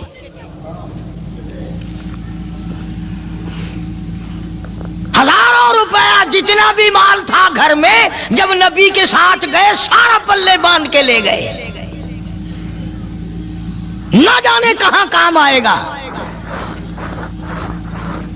یہ وہ سیدہ اسماء رضی اللہ تعالیٰ عنہ جس کا حال یہ ہے سارا دن کھجوروں کی گٹھلیاں اکٹھی کرتی ہے، شامن کو ہامن دستے میں کوٹ کر شام کو پانی میں گھول کر پی جاتی ہے، ساری رات مصلی پہ کھڑی ہو کے قرآن پڑھتی ہے۔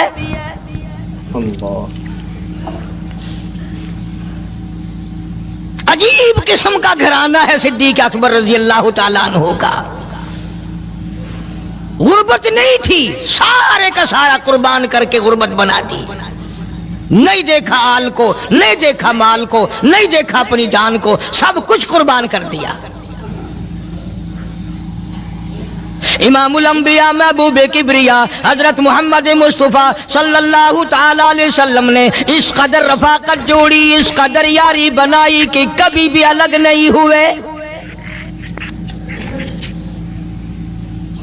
آج تم قرآن پڑھتے ہو، قاری حنیف قرآن پڑھتا ہے، کیا اثر ہوگا کسی پہ؟ جناب ابو بکر صدیق رضی اللہ تعالیٰ عنہ مکہ مکرمہ میں نماز کی نیت باندھ کر قرآن کریم کی تلاوت کرتے ہیں۔ علماء نے لکھا ہے کہ پہاڑ بھی ہلنے لگ جاتے تھے،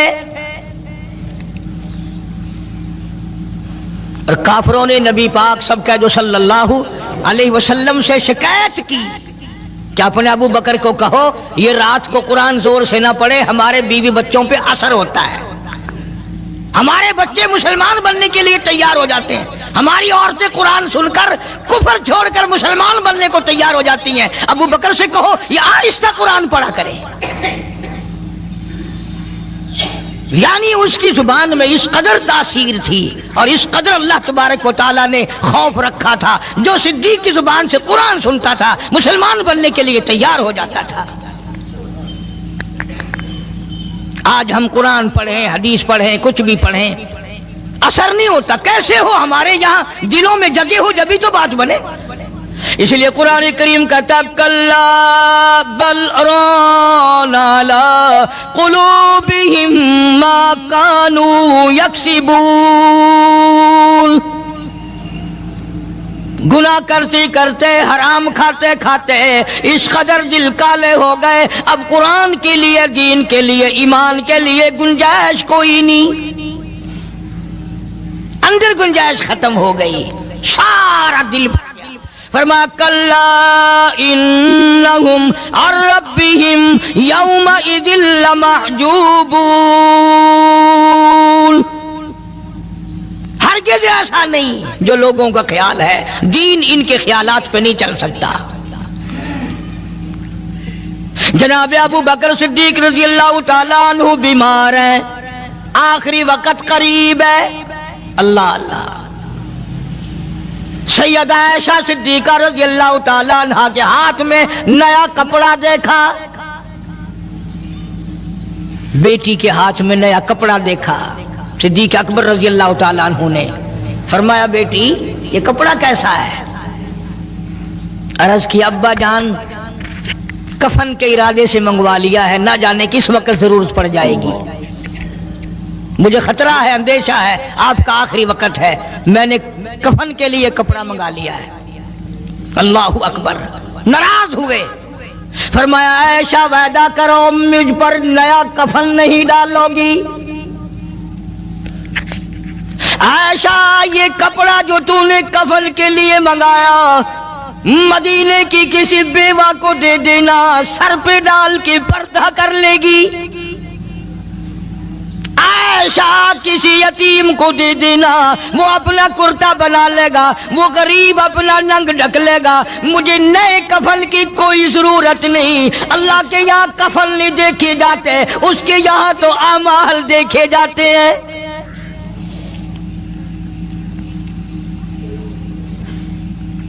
حضرت عائشہ رضی اللہ تعالیٰ عنہ نے اصرار کر دیا، ابا اجازت دے دو، اب تو میں نے منگا لیا ہے، اب تو میں نے منگا لیا ہے، دنیا کیا کہے گی؟ وقت کا حکمراں، وقت کا بادشاہ، نبی کا جانشین کو کفن بھی نہیں ملا۔ پھر دوسرا رخ اختیار کیا ہے صدیق اکبر سب کا جو رضی اللہ تعالیٰ عنہ،